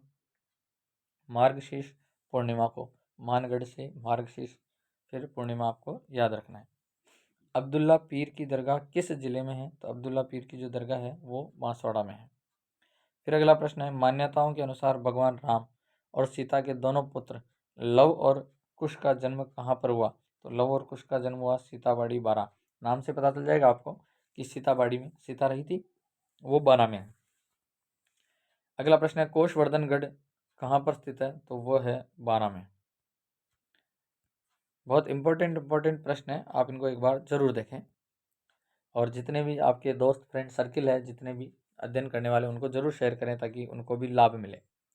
शेरगढ़ किला किस नदी के किनारे पर स्थित है? तो वो है परवन नदी के किनारे पर। भगवान शिव को समर्पित 10वीं शताब्दी का प्राचीन मंदिर रामगढ़ भंड देवरा मंदिर कौन से जिले में स्थित है? तो वो है बारां जिले में। फिर अगला प्रश्न है कि राजस्थान का मिनी खजुराहो किसे कहा जाता है? तो राजस्थान का जो मिनी खजुराहो वो रामगढ़ भंड देवरा मंदिर को कहा जाता है। अगला प्रश्न है किस मंदिर में प्रसाद के तौर पर एक देवता को मिठाई व सूखे मेवे सूखे फल चढ़ाए जाते हैं? तो दूसरे आराध्य की सेवा में मांस मदिरा प्रस्तुत किया जाता है, तो वो है रामदेवरा पंड देवरा मंदिर, रामगढ़ पंड देवरा मंदिर, सॉरी रामदेवरा नहीं, रामगढ़ भंड देवरा मंदिर। फिर अगला प्रश्न है सोलंकी वास्तुकला शैली में उभरे कंगूरे स्तंभ और पत्थर पर की गई बारीक नक्काशी से निर्मित किराड़ू मंदिर की भगवान कौन से भगवान को समर्पित है? तो वो भगवान शिव को। किराड़ू का जो मंदिर है वो कौन से भगवान को समर्पित है? तो भगवान शिव को समर्पित है। अगला प्रश्न है श्री नाकोड़ा जी जैन मंदिर कहाँ पर है? तो बाड़मेर में है। और फिर अगला प्रश्न है कि नाकोड़ा जी जैन मंदिर का निर्माण 13वीं शताब्दी में किसने करवाया था? तो वो आलम शाह ने करवाया था। अगला प्रश्न है पार्श्वनाथ जी जैन मंदिर कहाँ पर स्थित है? तो वो भी बाड़मेर में ही स्थित है। अगला है बांसवाड़ा में त्रिपुरा सुंदरी माता का मंदिर कहाँ पर स्थित है? तो बांसवाड़ा में है वो उमराई गांव है, तलवाड़ा, जैसे तलवाड़ा भी कहते हैं या उमराई गांव कह सकते हैं, वहाँ पर स्थित है। अगला प्रश्न है किस माता की उत्तरी भाग में सम्राट कनिष्क के समय का एक शिवलिंग स्थापित है? तो वह है तुरतई माता। अगला प्रश्न है वाल्मीकि कुंड, सीता कुंड, लक्ष्मण कुंड, सूर्य कुंड कहाँ पर स्थित है? तो वो है सीताबाड़ी बारां में। फिर है किराड़ू के सोमेश्वर महादेव मंदिर कितने मंदिरों के समूह हैं? तो वहाँ पर 5 मंदिरों के समूह हैं। बुआसा के नाम से प्रसिद्ध रानी भटियाणी का मंदिर कहाँ पर है? तो जसोल बाड़मेर में बुआसा का मंदिर स्थित है। आगे बात करते हैं कि रानी भटियाणी मंदिर की मुख्यतः किस जाति की आस्था है? तो भाटी जाति, भटियाणी मंदिर भाटी जाति की आस्था। अगला है केवलादेव राष्ट्रीय उद्यान किस जिले में स्थित है? तो भरतपुर में केवलादेव राष्ट्रीय उद्यान स्थित है। और केवलादेव घना राष्ट्रीय उद्यान के बारे में जो असत्य कथन है उसकी चर्चा करनी है। असत्य कथन, इसे 1971 में पक्षी अभ्यारण्य घोषित किया गया, सही है। इसे 1905 में विश्व धरोहर सूची, सॉरी 1905 नहीं है, ये 1995 होना चाहिए, विश्व धरोहर सूची में शामिल किया गया, सही है। ये तो सभी असत्य हैं, सॉरी मैं थोड़ा सा गलत, असत्य कथन है 1900, हाँ तभी मैंने कहा 1905, सॉरी, ये सभी कथन सत्य है, यही तो गलत है कि सभी कथन सत्य है। आप देखिए प्रश्न को, सभी कथन सत्य है, यही असत्य है। आपसे पूछा गया ऊपर कि सत्य असत्य कथन बताइए, तो असत्य कथन 4 वाला है, तो इसमें लिखा है कि सभी कथन सत्य है और यही अपना असत्य है। 1971 में अभ्यारण्य घोषित किया गया, गलत है। 1905 में इस धरोहर सूची में शामिल, तभी मैं कहूँ गलत। और 1981 में रामसर आर्द्रभूमि में शामिल कर लिया गया, ये भी गलत है, यानी सभी असत्य हैं। अगले प्रश्न की बात करें कि साइबेरियन क्रेन, चीनी मुर्गी, हेरन, पेंटेड स्टार्क, सैंड पाइपर आदि किस विभिन्न प्रकार के पक्षी किस अभ्यारण्य में पाए जाते हैं? तो वह केवलादेव घना अभ्यारण्य, बहुत मोस्ट है, अधिकतर पूछा जाता है। अगला प्रश्न है मुगलों और अंग्रेजों पर विजय प्राप्ति पश्चात जवाहर बुर्ज और फतेह बुर्ज किसने बनवाए थे? तो वो दोनों महाराजा सूरजमल ने बनवाए थे, जवाहर बुर्ज और फतेहपुर बुर्ज। सुमेलित कीजिए, अब आपको सुमेलित करना है। तो लोहगढ़ का किला कहाँ है? लोहगढ़ का किला जो है वो भरतपुर में है। तारागढ़ फोर्ट बूंदी में। एक चीज़ ध्यान रखें, तारागढ़ फोर्ट अजमेर में भी है भैया जी, है ना, तो अजमेर में भी तारागढ़ फोर्ट है। उसके बाद भैंसरोडगढ़ का किला जो है वो चित्तौड़गढ़ में है और भटनेर का किला वो कहाँ है? वो हनुमानगढ़ में है। यानी हमारा जो ऑप्शन होगा QSPR D ऑप्शन बिल्कुल सही है। ब्रिटिश सैन्य अधिकारी आर्थर बेलरुले ने किस किले पर अधिकार कर लिया था? तो वो है लोहगढ़ का किला। अगला प्रश्न है कोठी खास महल, खास मोती महल और किशोरी महल किस किले में स्थित है? तो वो लोहगढ़ के किले में स्थित है। अगला है कि बंद बरेठा वन्य जीव अभ्यारण्य किस जिले में स्थित है? तो अलवर में नहीं है, सवाई माधोपुर में नहीं है, बूंदी में नहीं है, इसका ऑप्शन डी यानी किसी भी, ये जो तीनों दे रखे हैं इनमें से किसी में नहीं है। अगला प्रश्न है, वस्त्र नगरी अब्रक नगरी के नाम से किसको जाना जाता है? तो ये बहुत इजी प्रश्न है कि भीलवाड़ा को जाना जाता है। अगला प्रश्न है, बंद बरेटा के निकट शाही महल का निर्माण किसने करवाया था? तो किशन सिंह ने बंद बरेटा के निकट शाही महल का निर्माण करवाया था। अगला प्रश्न है, राजपूत, मुगल तथा द्रविड़ स्थापत्य शैली का सुंदर मिश्रण गंगा मंदिर कहाँ पर स्थित है? तो गंगा मंदिर भरतपुर में स्थित है। फिर अगले प्रश्न की बात करते हैं, गंगा प्रसिद्ध मंदिर के बारे में, गंगा प्रसिद्ध मंदिर के बारे में सत्य कथन बताना है। तो इस मंदिर का निर्माण कार्य महाराजा बलवंत सिंह द्वारा 1845 में शुरू हुआ, जो 90 वर्षों तक चला। सही है। मंदिर में राजा ब्रिजेंद्र सिंह ने देवी गंगा नदी की मूर्ति स्थापित की, ये भी सही है। यहाँ गंगा सप्तमी तथा गंगा दशहरा को मेला लगता है, ये भी सही है। यानी सभी कथन सत्य हैं, ऑप्शन डी बिल्कुल राइट है। अगला है, मेनाल जलप्रपात किस जिले में है? तो मेनाल जलप्रपात जो है वो भीलवाड़ा जिले में है। अगला प्रश्न है, हल्दीघाटी युद्ध के दौरान मुगल सेनापति मान सिंह प्रथम ने किस जगह पर अपना डेरा जमाया था? बहुत इंपॉर्टेंट प्रश्न है। मांडलगढ़ में। शाहपुरा भीलवाड़ा में जिस संप्रदाय की पीठ स्थित है वो किस संप्रदाय की है? तो राम स्नेही संप्रदाय की पीठ शाहपुरा भीलवाड़ा में स्थित है। फूलडोल उत्सव मेला शाहपुरा में लगता है, राम स्नेही संप्रदाय द्वारा लगाया जाता है। अगला है कि 84 खंभों की छतरी कहाँ है? तो 84 खंभों की जो छतरी है वो बूंदी में स्थित है। अगला प्रश्न है कि फूलडोल मेला प्रतिवर्ष कब आयोजित किया जाता है? तो मार्च अप्रैल में फूलडोल मेला आयोजित किया जाता है। अगला प्रश्न है, त्रिमूर्ति स्मारक बारठ जी की हवेली पीवनिया तालाब कहाँ पर स्थित है? तो भीलवाड़ा में स्थित है। अगला प्रश्न है, किस महाराजा ने अपनी प्रिय सेवादार की स्मृति में एक छतरी बनवाई जो 84 खंभों पर टिकी हुई है? तो वो है महाराजा अनिरुद्ध सिंह ने ये छतरी बनवाई थी। आगे बात करते हैं हम प्रश्न की। तो सुमेलित कीजिए, इसको हमें सुमेलित करना है। राजस्थान का अन्न भंडार गंगानगर, सबको पता है, बहुत अच्छे से पता है। फिर आगे बात करते हैं, किले और हवेलियों का शहर कौन सा है? कंटियों का शहर झालरापाटन है, किले और हवेलियों का शहर जैसलमेर, कुंड और बावड़ियों का शहर बूंदी। यानी SPQR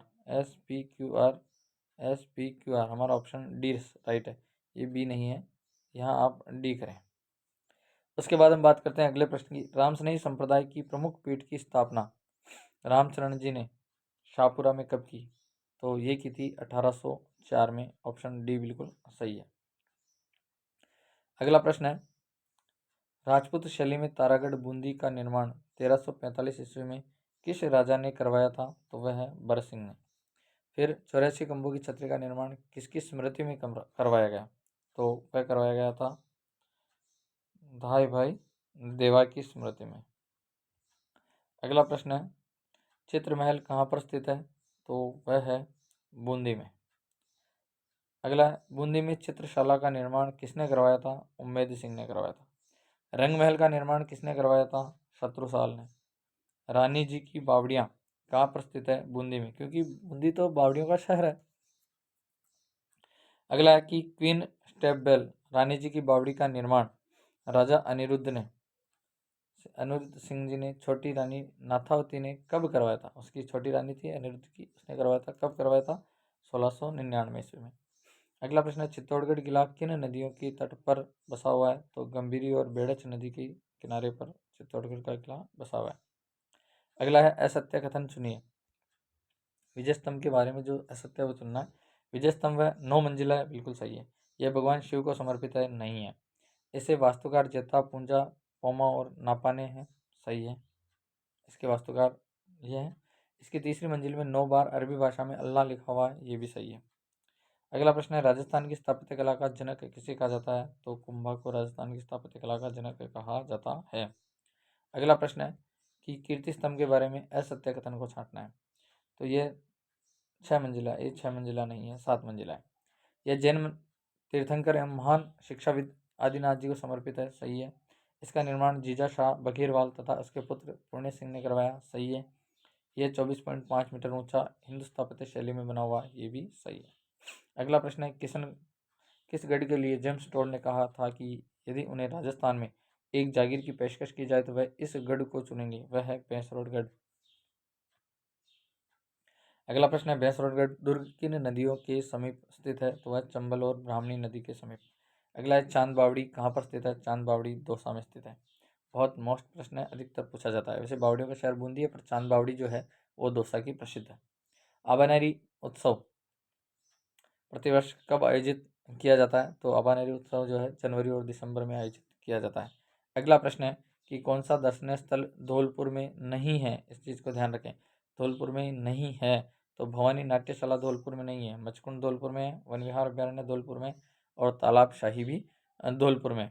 अगले प्रश्न की बात करें तो 1917 में धौलपुर में शहजादे शाहजहाँ के शिकारगाह के लिए एक खूबसूरत झील तालाब शाही का निर्माण किसने करवाया था, तो जहांगीर ने तालाब शाही का निर्माण करवाया था।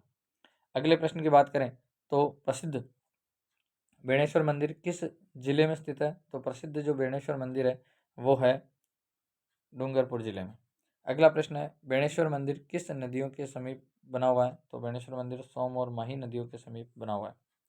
फिर अगले प्रश्न की बात करते हैं कि संत मावजी को किसका अवतार माना जाता है, तो संत मावजी को जो अवतार माना जाता है वह माना जाता है भगवान विष्णु का।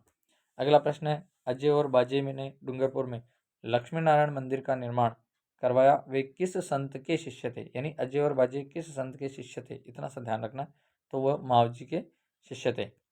हो सकता है हमारी स्पीड थोड़ी सी तेज हो, पर यहाँ आपके लिए यही आवश्यक है।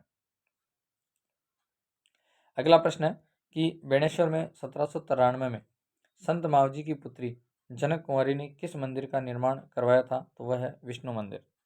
अगला है कि आदिवासियों का कुंभ तथा बागड़ का पुष्कर किसको कहा जाता है। बहुत मोस्ट और इम्पोर्टेंट प्रश्न है, अधिकतर पूछा जाता है। बेणेश्वर को आदिवासियों का कुंभ और बागड़ का पुष्कर कहा जाता है।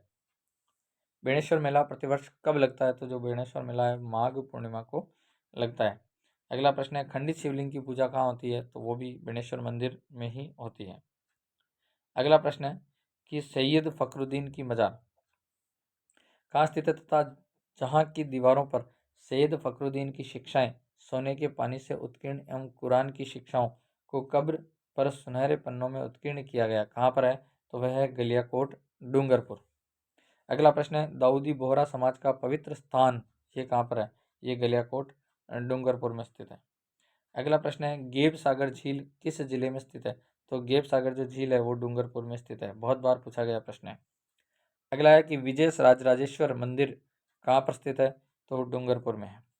कालीबंगा सभ्यता का संबंध किस जिले से है, हनुमानगढ़ से। अगला प्रश्न है, सरस्वती नदी के किनारे कौन सी सभ्यता मिली है, तो कालीबंगा सभ्यता कहाँ पर है, हनुमानगढ़। और अगला प्रश्न है, मानव कंकाल अज्ञात स्क्रिप्ट तांबे की चूड़ियाँ मोती सिक्के टेराकोटा और सीप के खिलौने के अवशेष किस सभ्यता से मिले हैं, तो वो भी कालीबंगा से। ठीक है। अगला प्रश्न है, भटनेर किला किस नदी के तट पर स्थित है, तो भटनेर जो किला है वो घग्गर नदी के तट पर स्थित है। अगले प्रश्न की बात करें, पोपट भाटी द्वारा निर्मित भटनेर दुर्ग का उल्लेख किस ग्रंथ में मिलता है, तो वह मिलता है आईने अकबरी में। अगला प्रश्न है, वर्ष 1805 में बीकानेर के किस राजा ने भाटी राजाओं को पराजित कर भटनेर किले पर कब्जा कर लिया था, तो वह है सूरत सिंह ने। फिर अगला प्रश्न है, हवा महल के बारे में निम्न कथनों पर विचार कीजिए और सत्य कथन चुनना है, तो भगवान श्री कृष्ण के मुकुट के समान यह 5 मंजिला इमारत है, बिल्कुल सही है। सन 1799 में महाराजा सवाई प्रताप सिंह इसका निर्माण करवाया था, ये भी सही है।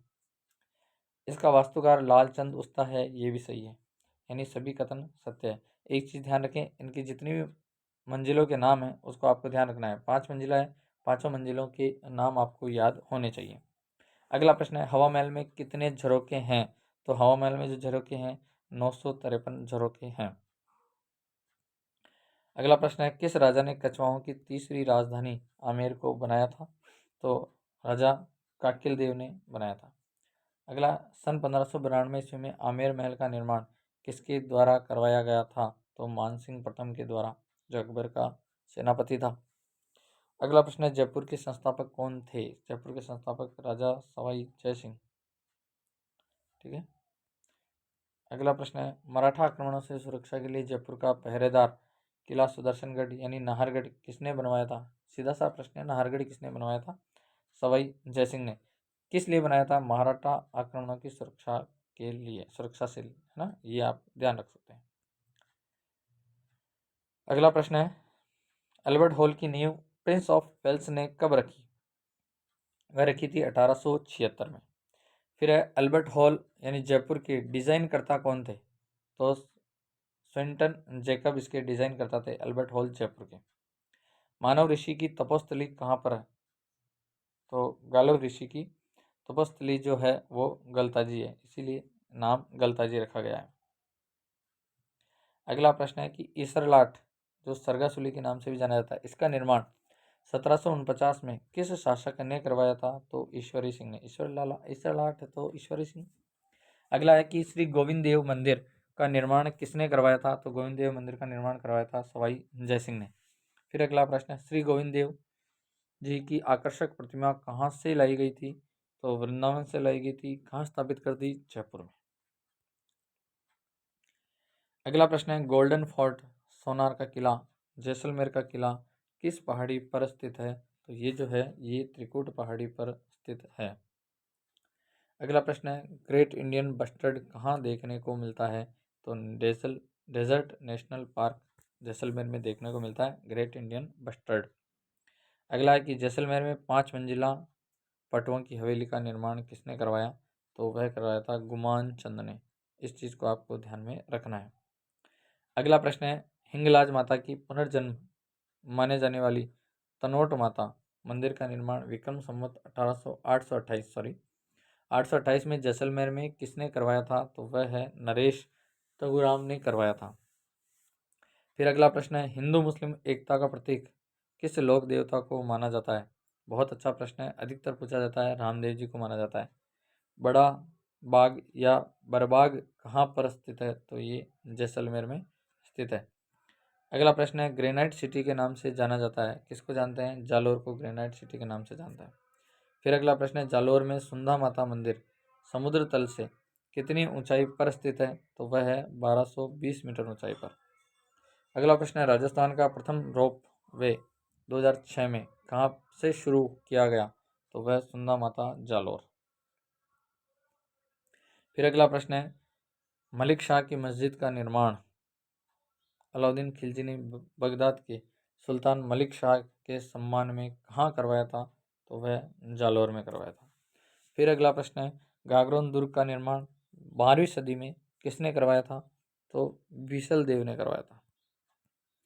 अगला प्रश्न है कि सूफी संत मीठे शाह की दरगाह किस दुर्ग में है? तो वो गागरोन दुर्ग में है। फिर अगला प्रश्न, भवानी शंकर नाट्यशाला का निर्माण 1621 में किस जिले में करवाया गया था? तो वो है झालावाड़ जिले में, झालावाड़ जिले में हो गया। अगला प्रश्न है, 10वीं शताब्दी में भगवान शिव को समर्पित सूर्य मंदिर का निर्माण कहाँ करवाया गया था? तो सूर्य मंदिर का निर्माण करवाया गया 10वीं शताब्दी में झालरापाटन में। कोली गांव की प्रसिद्ध गुफाएं किस जिले में है? कोली गांव की जो प्रसिद्ध गुफाएं हैं वो है झालावाड़ में है। फिर अगले प्रश्न की बात करते हैं, खेतड़ी महल या झुंझुनू का हवा महल का निर्माण कब हुआ था? तो वह हुआ था 1770 ईस्वी में। अगला प्रश्न है, नाथ संप्रदाय का केंद्र श्रद्धानाथ जी का आश्रम कहाँ स्थित है? तो श्रद्धानाथ जी का जो आश्रम है वह है लक्ष्मणगढ़ में। अगला प्रश्न है, सूफी संत कमरुद्दीन शाह की दरगाह किस जिले में है? तो वह है झुंझुनू में। अगला प्रश्न है, द्वारकाधीश मंदिर, सिंघानिया हवेली, नादिल प्रिंस कल्चरल सेंटर वह फतेहचंद की हवेली कहाँ पर स्थित है? तो वह है फतेहपुर में। कायम खानी फतेह मोहम्मद द्वारा 1508 ईस्वी में किस शहर की स्थापना की गई थी? तो वह की गई थी फतेहपुर की स्थापना। अगला प्रश्न है, राजस्थान का ताजमहल जसवंत धड़ा का निर्माण सरदार सिंह ने 19वीं शताब्दी में किसकी स्मृति में करवाया था? तो जसवंत सिंह द्वितीय की स्मृति में करवाया था। अगला प्रश्न है, सुमेलित करना है आपको।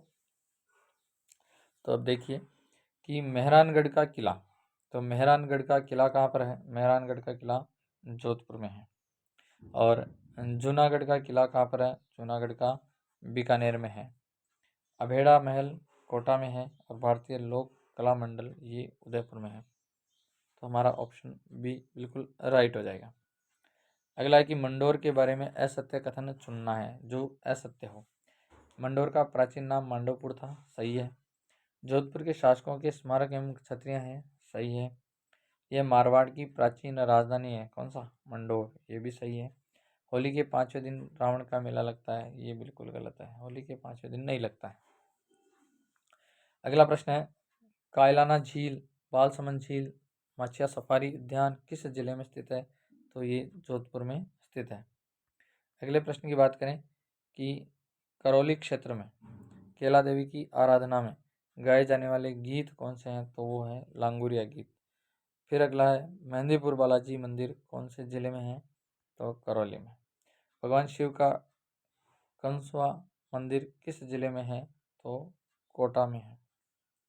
कोटा महाराज दुर्जन साल सिंह की पत्नी जिन्होंने कोटा में किशोर सागर और जग मंदिर का निर्माण 1743 से 45 ईस्वी के मध्य करवाया गया था, कौन था? ब्रज कंवर। क्या नाम था उसका?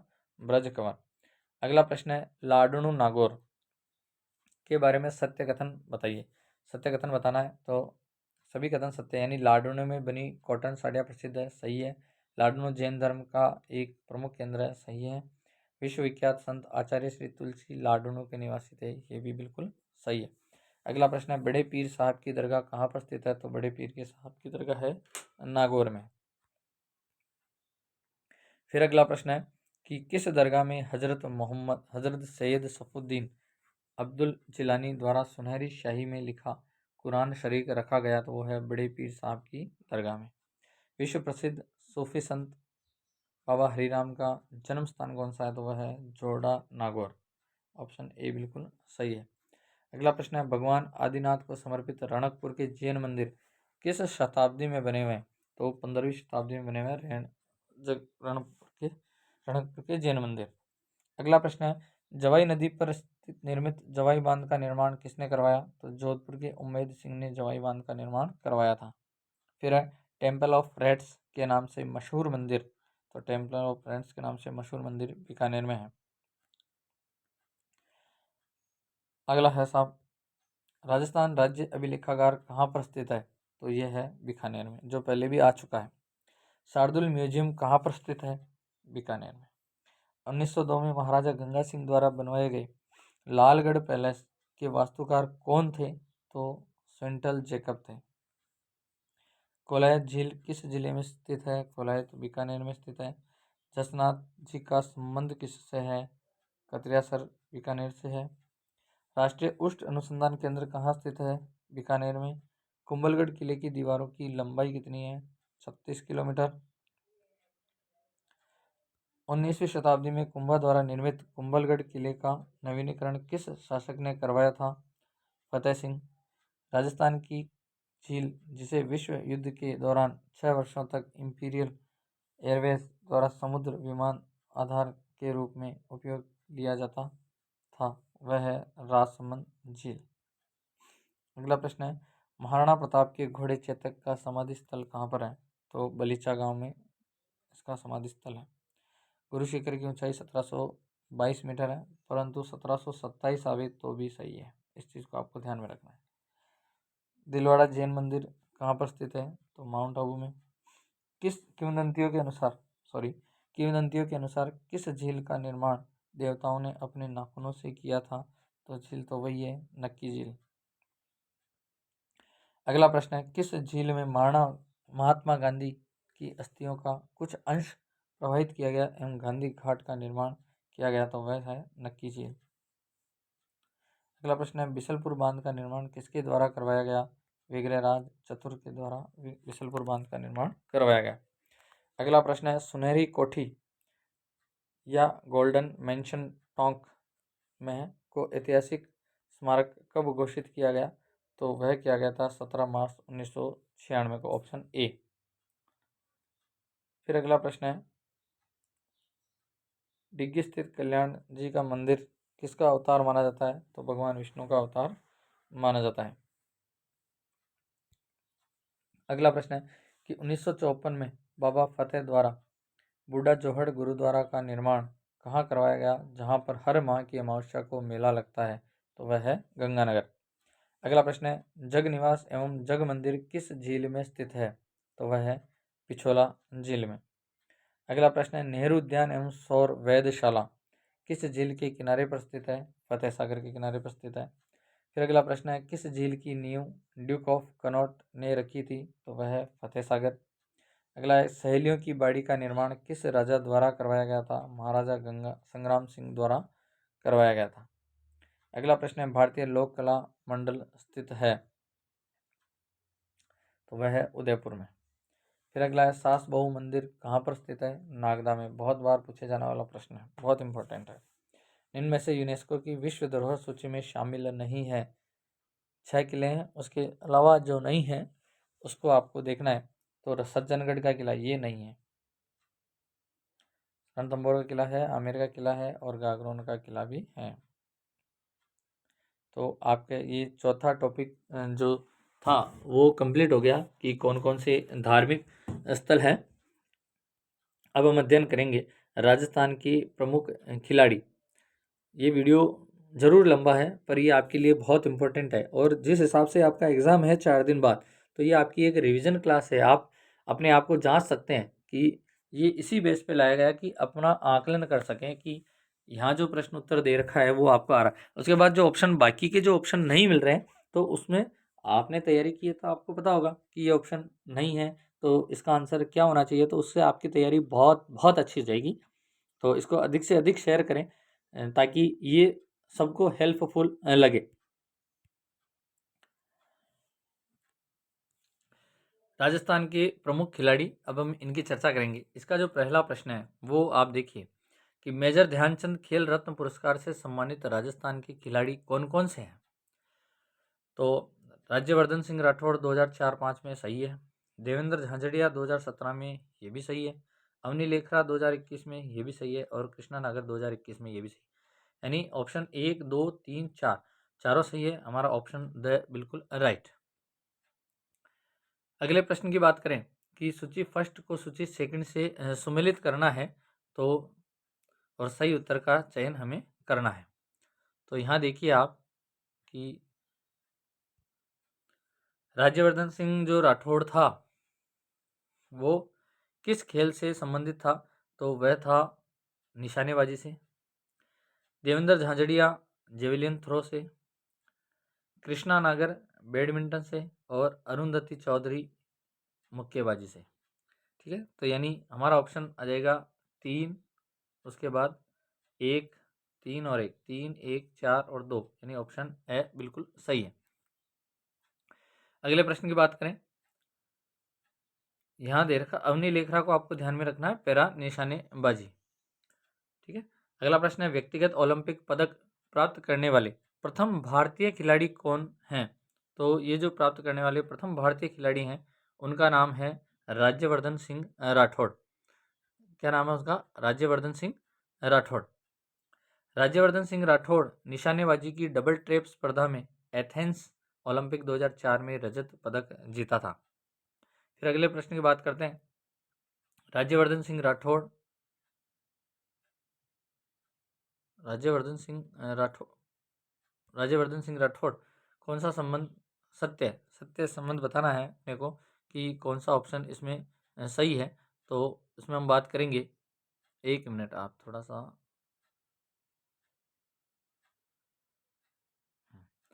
तो यहाँ पर हम बात करते हैं कि कौन सा कथन सत्य है। सत्य कथन की बात करते हैं तो इन्होंने राष्ट्रमंडल खेलों में 2 स्वर्ण पदक तथा विश्व निशानेबाजी चैंपियनशिप में कांस्य पदक जीता था। बिल्कुल सही है। इन्हें 2005 में पद्मश्री पुरस्कार से सम्मानित किया गया था। ये भी सही है। सेना में सेवा के दौरान अति विशिष्ट सेवा से सम्मानित किया गया। सही है। और ये भारत सरकार के नरेंद्र मोदी मंत्रिमंडल में केंद्रीय खेल मंत्री रह चुके हैं। तो ये भी सही है। यानी ऑप्शन 1, 2, 3, 4 हमारा ऑप्शन ए सही है। उसके बाद देखिए कि राज्यवर्धन सिंह राठौड़ वर्तमान में जयपुर ग्रामीण से लोकसभा संसद भाजपा में है और इनका जन्म कहाँ हुआ है? जैसलमेर में हुआ है। अगले प्रश्न की बात करते हैं कि अवनी लेखरा के संबंध में निम्न में से कौन सा कथन सही है। जो अवनी लेखरा के बारे में सत्य कथन बताना है, वो हमें कौन सा कथन सही है उसके बारे में चर्चा करते हैं। तो इन्होंने टोक्यो पैरा ओलंपिक 2020 में महिलाओं की R two 10 metre air rifle standing SHI में प्रथम में 249.6 अंकों के साथ स्वर्ण पदक जीता था। ये प्रश्न आया हुआ है, इसलिए 249.6 अंक। दूसरा, टोक्यो पैरालंपिक 2020 में 50 मीटर में R3SH फर्स्ट में 445.9 अंक के साथ कांस्य पदक जीता। फिर है टोक्यो पैरालंपिक के समापन समारोह में भारतीय ध्वजवाहक बनी। अगला है जून 2022 में पैरा निशानेबाजी विश्व कप 2022 चेटियारो फ्रांस में 2 स्वर्ण पदक जीते। वर्ष 2021 में मेजर ध्यानचंद खेल रत्न पुरस्कार तथा 22 में पद्मश्री अवार्ड से सम्मानित किया गया। ये सभी ऑप्शन बिल्कुल सही, यानी हमारा ऑप्शन द बिल्कुल राइट है। अगले प्रश्न की बात करते हैं कि राजस्थान सरकार के बेटी बचाओ बेटी पढ़ाओ अभियान की ब्रांड एम्बेसडर कौन है? तो अवनी लेखरा है, यह थोड़ा ध्यान रखना है। अगला है पैरालंपिक अवार्ड्स 2021 में बेस्ट फीमेल डेब्यू के अवार्ड से किसे सम्मानित किया गया? तो वो अवनी लेखरा।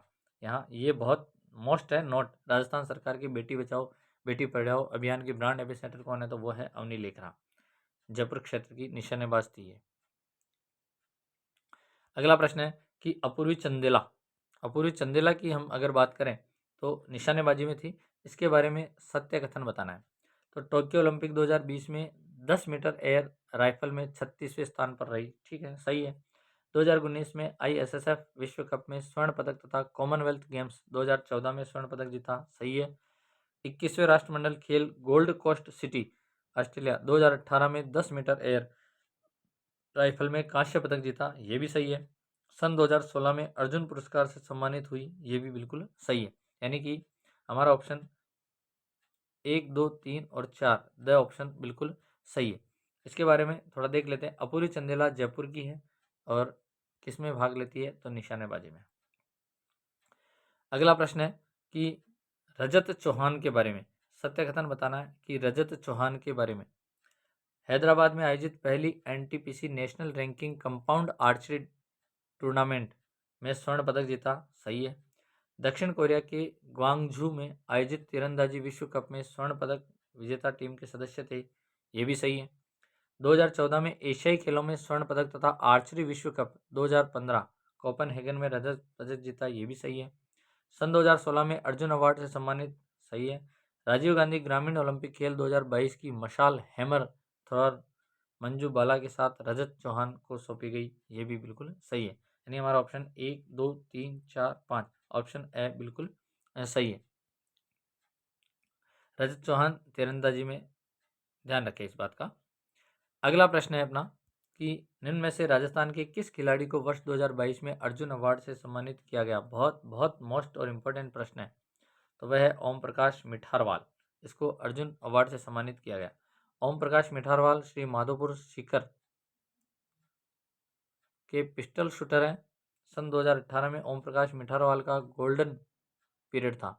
विश्व निशानेबाजी चैंपियनशिप 2018 में स्वर्ण पदक हासिल किया था, किसने? ओम प्रकाश मिठारवाल को। अगला प्रश्न है कि साल 2018 में के कॉमनवेल्थ गेम्स में 50 मीटर एयर पिस्टल में 2 कांस्य पदक राजस्थान के किस खिलाड़ी ने जीता? तो 2 कांस्य पदक जो जीता वो है ओम प्रकाश मिठारवाल। मिठारवाल ने स्टेज फर्स्ट में 45.2 व 93.7 का स्कोर किया और स्टेज सेकंड में एलिमिनेशन मिलाकर 201.1 का स्कोर किया था। 2018 कॉमनवेल्थ गेम्स में 2 पदक जीतने वाले ओम प्रकाश मिठारवाल प्रदेश के पहले खिलाड़ी बने हैं। इस चीज़ को भी आपको ध्यान में रखना है। अगला प्रश्न है कि देवेंद्र झांझड़िया के बारे में सत्य कथन, जो देवेंद्र झांझड़िया है उसके बारे में सत्य कथन का पता करना है कि Rio de Janeiro para Olympic खेल 2016 में 63.15 मीटर के साथ जेवलिन थ्रो में स्वर्ण पदक जीता, सही है। पैरालंपिक खेल 2004 और 16 में 2 स्वर्ण पदक जीतने वाले पहले भारतीय पैरालंपिक खिलाड़ी बने, ये भी सही है। टोक्यो पैरालंपिक खेल 2020 में F46 स्पर्धा में 64.35 मीटर रजत पदक जीता, ये भी सही है। वर्ल्ड एथलेटिक्स ग्रांड प्रिक्स जो सितंबर 2022 में रजत पदक जीता, ये भी सही है। 2015 world para championship Doha Qatar में रजत पदक तथा पैरा एशियन गेम्स 2014 इंचोइन दक्षिण कोरिया में रजत पदक जीता, ये भी बिल्कुल सही है। हमारा ऑप्शन पांचों जिसमें होंगे वो सही है, तो पांचों हैं 1 2 3 4 5 से हमारा ऑप्शन बिल्कुल सही है। अगले प्रश्न की बात करें कि असुमेलित कथन कौन सा है। खिलाड़ी और संबंधित खेल है तो सुंदर गुरसिंह गुर्जर जेवलिन थ्रो में सही है। श्याम सुंदर स्वामी तीरंदाजी में सही है। विवान कपूर क्रिकेट में नहीं है, विवान कपूर क्रिकेट में नहीं है। दिव्यांश सिंह पंवार निशानेबाजी में सही है। विवान कपूर का संबंध शूटिंग निशानेबाजी से है। देवेंद्र झाझड़िया निवासी चूरू यह पुरुष जेवलिन थ्रो की F46 स्पर्धा की खिलाड़ी थे। इस चीज़ को आपको ध्यान में रखना है। आगे बात करते हैं कृष्णा नागर बैडमिंटन जयपुर के बारे में निम्न कथनों को जानिए, यानी कौन सा सत्य है, इस बारे में अपने को जानना है। तो कृष्णा नागर 16वें पैरालंपिक खेल टोक्यो 2020 में बैडमिंटन की SH46 स्पर्धा में स्वर्ण पदक जीता, सही है। एशियन पैरा गेम्स 2018 में कांस्य पदक तथा स्पेनिश पैरा बैडमिंटन 2022 2 स्वर्ण पदक सहित कुल 4 पदक जीते, ये भी सही है। विश्व पैरा बैडमिंटन चैंपियनशिप 2019 में पुरुष एकल स्पर्धा में कांस्य पदक तथा पुरुष युगल स्पर्धा में रजत पदक हासिल किया, ये भी सही है। कृष्णा नागर को मेजर ध्यानचंद खेल रत्न पुरस्कार 2021 से सम्मानित किया गया, ये भी सही है। यानी ऑप्शन चारों सही है, ऑप्शन चारों में ए बिल्कुल सही है। उसके बाद बात करते हैं अवनी लेखरा के बारे में, जो सत्य कथन है उसकी बात हम करते हैं।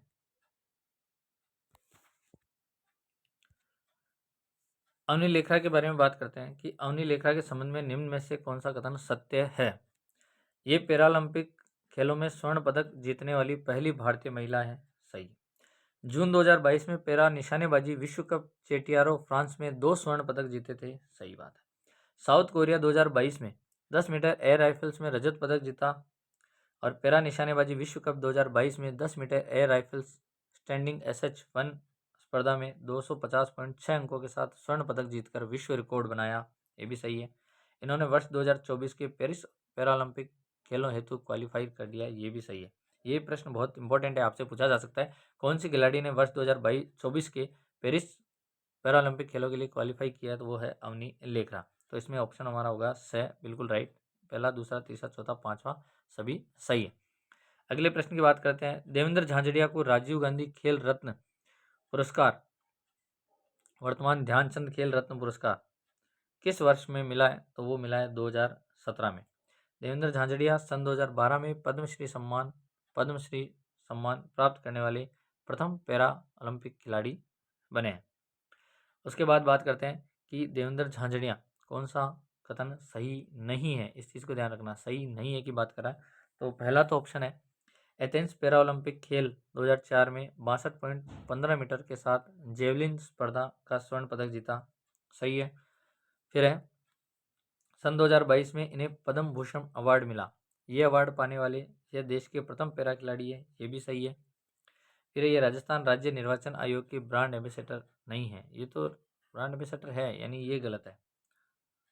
फिर इन्हें 2004 में अर्जुन अवार्ड, 2003-4 में महाराणा प्रताप पुरस्कार से नवाजा गया। इसके अन्य सम्मान जो है वो है सन 2000 में अरावली सम्मान भी मिला था, किसको मिला, देवेंद्र झांझड़िया को। अगला प्रश्न है प्रिया पुनिया चूरू का संबंध किस खेल से है, तो इसका संबंध क्रिकेट से है। फिर अगला है सुंदर सिंह गुर्जर करौली के संबंध में कौन सा कथन सही है। जो सुंदर सिंह के संबंध में सही कथन है उसकी बात करेंगे। एशियन पैरा खेल 2018 में जेवलिन थ्रो स्पर्धा में रजत पदक व डिस्कस थ्रो में कांस्य पदक जीता, बिल्कुल सही है। IPS world para championship javelin throw 2017 में स्वर्ण पदक जीता, ये भी सही है। टोक्यो पैरालंपिक 2020 में F46 स्पर्धा में 64.01 मीटर के साथ कांस्य पदक जीता, बिल्कुल सही है। अर्जुन पुरस्कार 2019 में सम्मानित हुए थे सुंदर सिंह गुर्जर, ये भी सही है। यानी ऑप्शन में 1 2 3 4 यानी स ऑप्शन बिल्कुल सही है। अगले प्रश्न की बात करें, इनमें से वह खिलाड़ी जिसने 2014 में इंचियोन दक्षिण कोरिया एशियाई खेलों में नौकायन स्पर्धा का कांस्य पदक जीता था, उसका नाम है बजरंग लाल ताखड़। अगला प्रश्न है, निम्न में से किसने 2010 में ग्वांगझू चीन में आयोजित एशियाई खेलों में भारत का प्रथम व्यक्तिगत स्वर्ण पदक जीता? वह है बजरंग लाल ताखर। बहुत इंपॉर्टेंट है ये बजरंग लाल ताखर का। अगला प्रश्न है, मई 2022 में संपन्न हुए डेफ ओलंपिक में डेफ ओलंपिक 2021 ब्राजील राजस्थान के किन खिलाड़ियों ने पदक जीते हैं? तो वेदिका शर्मा है, अभिनव शर्मा है, गौरांशी शर्मा है, तीनों ने ही जीते। हमारा ऑप्शन द बिल्कुल राइट है। विशेष बात देख लेते हैं कि वेदिका शर्मा 10 मीटर एयर पिस्टल स्पर्धा में कांस्य पदक जीता है, इनका संबंध बीकानेर से है। अभिनव शर्मा के बारे में, डेफलिम्पिक्स 2021 ब्राजील में डेफ बैडमिंटन स्पर्धा में 2 स्वर्ण सहित कुल 3 पदक हासिल किए, इनका संबंध जयपुर से है। गौरांशी शर्मा कोटा की है, डेफ ओलंपिक 2021 ब्राजील में डेफ बैडमिंटन स्पर्धा में गोल्ड मेडल तथा पैसिफिक डेफ बैडमिंटन में 2 कांस्य पदक हासिल किए यानी प्राप्त किए हैं, विजेता रही है। अगला प्रश्न है कि राजगढ़ चूरू से संबंध रखने वाली कृष्णा पुनिया का संबंध किस खेल से है? तो वह है डिस्कस थ्रो से। 14 फरवरी 2022 को इन्हें राजस्थान राज्य क्रीड़ा परिषद की अध्यक्ष बनाया गया। ये क्रीड़ा परिषद की पहली महिला अध्यक्ष है। बहुत बहुत इंपॉर्टेंट प्रश्न है कृष्णा पुनिया के लिए, बहुत इंपॉर्टेंट है ये प्रश्न। कृष्णा पुनिया के बारे में कौन सा कथन सत्य है? जो सत्य कथन है उसकी बात करते हैं। कृष्णा पुनिया इन्होंने राष्ट्रमंडल खेल 2010 में स्वर्ण पदक तथा 2006 एवं 2010 एशियाई खेलों में डिस्कस थ्रो स्पर्धा का कांस्य पदक जीता। सही है। इन्हें पद्मश्री पुरस्कार 2011 तथा अर्जुन पुरस्कार 2009-10 अरावली सम्मान तथा महाराणा प्रताप पुरस्कार ये भी मिला है। वर्तमान में ये सादुलपुर विधानसभा चूरू सीट से कांग्रेस की विधायक हैं। सही है। इनके पति वीरेंद्र सिंह पुनिया वर्तमान में राजस्थान राज्य क्रीड़ा परिषद में मुख्य खेल अधिकारी हैं। ये भी बिल्कुल सही है, यानी हमारा ऑप्शन द बिल्कुल सही है। आगे बात करते हैं कि निम्न में से टोक्यो ओलंपिक 2020 में भाग लेने वाले राजस्थान के खिलाड़ी कौन से हैं? तो राजस्थान के जो खिलाड़ी हैं, दिव्यांश सिंह पंवार निशानेबाजी भाग लिया था, अपूरी चंदेला निशानेबाज सही है, अर्जुन लाल जाट नौकायन में ये भी सही है, यानी उपयुक्त से भी हमारा ऑप्शन द सही होगा। अन्य खिलाड़ी और हैं जिन्होंने भाग लिया, वो है भावना जाट जो कि एथलेटिक्स है। अगले प्रश्न की बात करें, बर्मिंघम राष्ट्रमंडल खेल 2022 में भाग लेने वाले राजस्थान के खिलाड़ी, तो वो हैं भावना जाट, अजय सिंह शेखावत, मंजू बाला, यानी उपयुक्त सभी। भावना जाट राजसमंद ब्रिक्स वॉक पैदल चाल में, अजय सिंह शेखावत ने भारोत्तोलन में और मंजू बाला ने हैमर थ्रो में भाग लिया था। अगले प्रश्न की बात करें कि श्याम सुंदर स्वामी बीकानेर के संबंध में कौन सा कथन सही नहीं है? तो श्याम सुंदर स्वामी के बारे में देखते हैं। वर्ल्ड पैरा चैंपियनशिप में भारत को पहला पदक दिलवाया, ये तो बिल्कुल सही है। दुबई में वर्ल्ड पैरा तीरंदाजी चैंपियनशिप में अपनी जोड़ीदार ज्योति के साथ मिश्रित टीम स्पर्धा में रजत पदक हासिल किया, ये भी सही है। पैरा वर्ल्ड रैंकिंग तीरंदाजी प्रतियोगिता 2023 यूरोप के लिए भारतीय टीम में इनका चयन नहीं हुआ, गलत है, भारतीय टीम में इनका चयन हुआ था। फिर इनका संबंध तीरंदाजी स्पर्धा से है, यानी इस ऑप्शन के इस प्रश्न में सही नहीं है पूछे तो सही है। अगला प्रश्न है, नौकायन के क्षेत्र में राजस्थान के किस खिलाड़ी को 2008 में अर्जुन पुरस्कार, 2013 में पद्मश्री एवं महाराणा प्रताप पुरस्कार मिला? तो उसका नाम है बजरंग लाल ताखर। इन्होंने दोहा कतर में एशियाई खेल 2006 में अपना पहला रजत पदक जीता था। अगला प्रश्न है, लिम्बाराम के बारे में सही कथन नहीं है। लिम्बाराम है ना, तीरंदाजी का खिलाड़ी है। पहला देखते हैं, एशियाई खेल बीजिंग में 30 मीटर वर्ग में तीरंदाजी का विश्व रिकॉर्ड बनाते हुए स्वर्ण पदक अपने नाम किया, सही है। इन्होंने सन 1991 में अर्जुन पुरस्कार, 1989 में महाराणा प्रताप पुरस्कार, सन 2012 में पद्मश्री पुरस्कार से सम्मानित किया गया, ये भी सही है। राष्ट्रमंडल खेल एवं एशियाई खेल 2010 में भारतीय तीरंदाजी टीम के मुख्य प्रशिक्षक नहीं है, ये गलत है, ये मुख्य प्रशिक्षक हैं। अगला है, इन्होंने 3 बार ओलंपिक खेलों में भारतीय टीम का प्रतिनिधित्व किया। ये भी बिल्कुल सही है। लिम्बाराम जो है उदयपुर के हैं और तीरंदाजी से संबंधित हैं। अगला प्रश्न है, विवान कपूर जयपुर के संबंध में निम्न में से कौन सा कथन सही है? तो सही कथन की बात करें, इटली में अप्रैल 2022 में आयोजित ISSF शॉटगन वर्ल्ड कप में पुरुषों की ट्रैप निशानेबाजी स्पर्धा का रजत पदक जीता। बिल्कुल सही है। विवान कपूर ने चांगवान दक्षिण कोरिया में चल रही शूटिंग वर्ल्ड कप 2022 का रजत पदक जीता। ये भी सही, यानी ऑप्शन ए व ब दोनों सही है। अगले प्रश्न की बात करें, इनमें से राजस्थान के किन 2 खिलाड़ियों को हाल ही में 14 नवंबर 2022 को अर्जुन पुरस्कार से नवाजा गया? बहुत बहुत इंपॉर्टेंट और मोस्ट प्रश्न है। तो साक्षी कुमारी और ओम प्रकाश मिठारवाल को अर्जुन पुरस्कार से नवाजा गया था। साक्षी कुमारी कबड्डी वर्तमान में SI पद पर कार्यरत है और ओम प्रकाश मिठारवाल निशानेबाज वर्तमान में DYSP के पद पर कार्यरत हैं। उसके बाद हम बात करते हैं डेफ ओलंपिक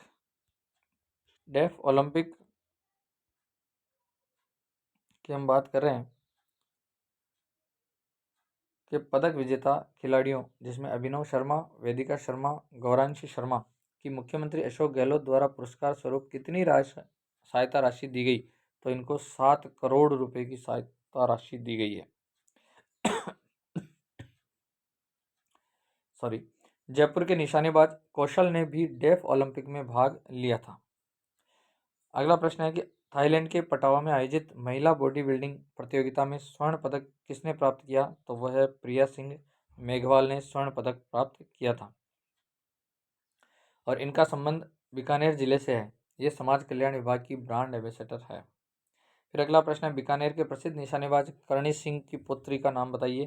तो राज्यश्री कुमारी निशानेबाज है कहाँ की? बीकानेर की।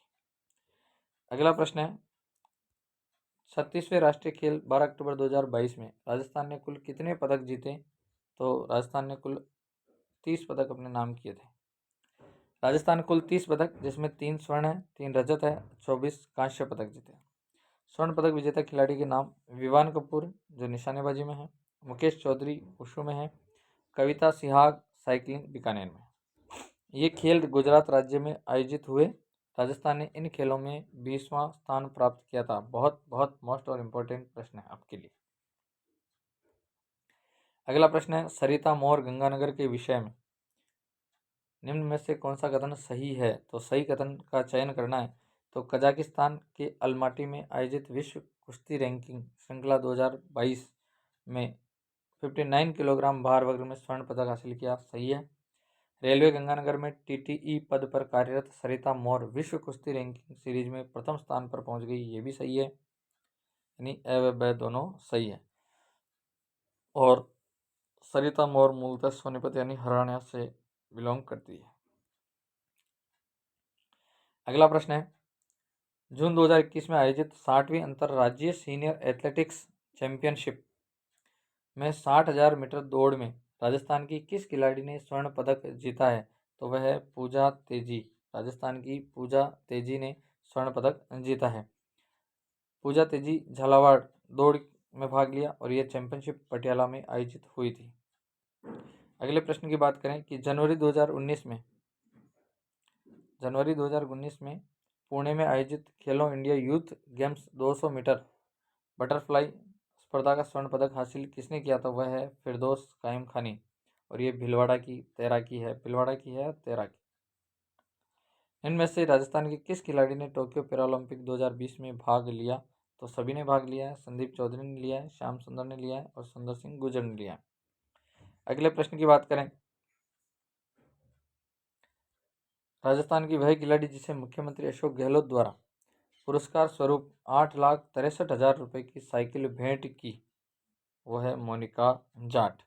मोनिका जाट बीकानेर की जो साइकिलिस्ट है। अगला है कि सुमेलित कीजिए, हमें सुमेलित करना है। तो यहाँ देखिए, काव्या भट्ट बांसवाड़ा की है, टेबल टेनिस में ये सुमेलित है। उसके बाद कविता सिहाग साइकिलिंग सही है। युग चेलानी तैराकी में है और संस्कार शाश्वत बैडमिंटन है, यानी 1, 2, 4 और 3 हमारा ऑप्शन ए बिल्कुल सही है। अब बात करते हैं सुमेलित नहीं है बास्केटबॉल। मोहम्मद ईशान बास्केटबॉल से संबंधित है, सही है। अनजीत सिंह और माहेश्वरी निशानेबाज से संबंधित है, ये भी सही है। और चमन खटीक वॉलीबॉल से संबंधित है, ये भी सही है। दुष्यंत जाखड़ जो है वो बास्केटबॉल से नहीं है, ये भी वॉलीबॉल से ही संबंधित है। दुष्यंत जाखड़ झुंझुनू वॉलीबॉल भारतीय सीनियर वॉलीबॉल टीम के कप्तान हैं दुष्यंत जाखड़। फिर अगला है कि असुमेलित युग्म कौन सा है। तो असुमेलित युग्म की अगर हम बात करें तो पूजा बिश्नोई एथलेटिक्स सही, Harshvardhan Singh Dungarpur athletics, Jagsir Singh Hanumangarh para triple jump, और रवि बिश्नोई जोधपुर टेनिस। रवि बिश्नोई जोधपुर का टेनिस में नहीं है, ये क्रिकेट का है रवि बिश्नोई। अगले प्रश्न की बात करते हैं। पूजा बिश्नोई दुबई सरकार द्वारा आईएएस पुरस्कार से सम्मानित है और हर्षवर्धन सिंह सर्वश्रेष्ठ राष्ट्रीय एथलेटिक पुरस्कार से सम्मानित है। अगला प्रश्न है कि मिताली राज जोधपुर के संबंध में कौन सा कथन सत्य है। तो मिताली राज की बात करते हैं, जो क्रिकेट से संबंधित है खिलाड़ी है। ये 10,000 से अधिक रन बनाने वाली भारत की पहली महिला क्रिकेटर है, बिल्कुल सही। सचिन तेंदुलकर के अलावा ये देश की एकमात्र खिलाड़ी जिसने 6 विश्व कप खेले हैं, ये भी सही है। 150 से अधिक वनडे मैचों में कप्तानी करने वाली विश्व की एकमात्र कप्तान है, ये भी बिल्कुल सही है। मिताली राज 2004 में अर्जुन पुरस्कार, 2005 में पद्मश्री पुरस्कार तथा 2021 में मेजर ध्यानचंद खेल रत्न पुरस्कार से सम्मानित हुई थी, ये भी सही है। टेस्ट क्रिकेट में दोहरा शतक लगाने वाली पहली महिला क्रिकेटर है मिताली राज, ये भी सही है। यानी हमारा जो ऑप्शन होगा वो चारों सही है, तो यानी 6 ऑप्शन बिल्कुल सही है। हाल ही में मिताली राज पर शाबाश मितू नाम से फिल्म बनाई गई है। इस फिल्म में मिताली राज की भूमिका तापसी पन्नू ने निभाई है, ये आपके लिए बहुत मस्त है।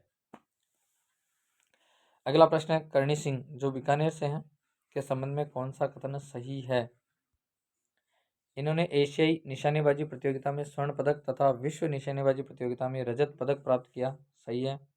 सन 1961 में अर्जुन पुरस्कार से सम्मानित हुए, ये भी सही है। और अर्जुन पुरस्कार से सम्मानित होने वाले ये राजस्थान के प्रथम खिलाड़ी हैं, ये भी बिल्कुल सही है। यानी सभी कथन बिल्कुल सत्य हैं। अगले प्रश्न की बात करें, अरुंधति चौधरी कोटा के बारे में कौन सा कथन सही है।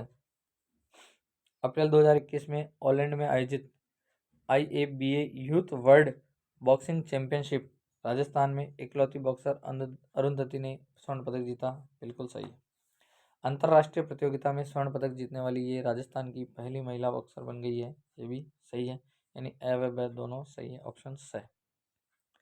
अगला प्रश्न है निम्न में से सुमेलित करना है, असुमेलित कौन सा है वो बताना है आपको। सोनल सुखावाल राजसमंद की पैदल चाल खेल से संबंधित है, सही है।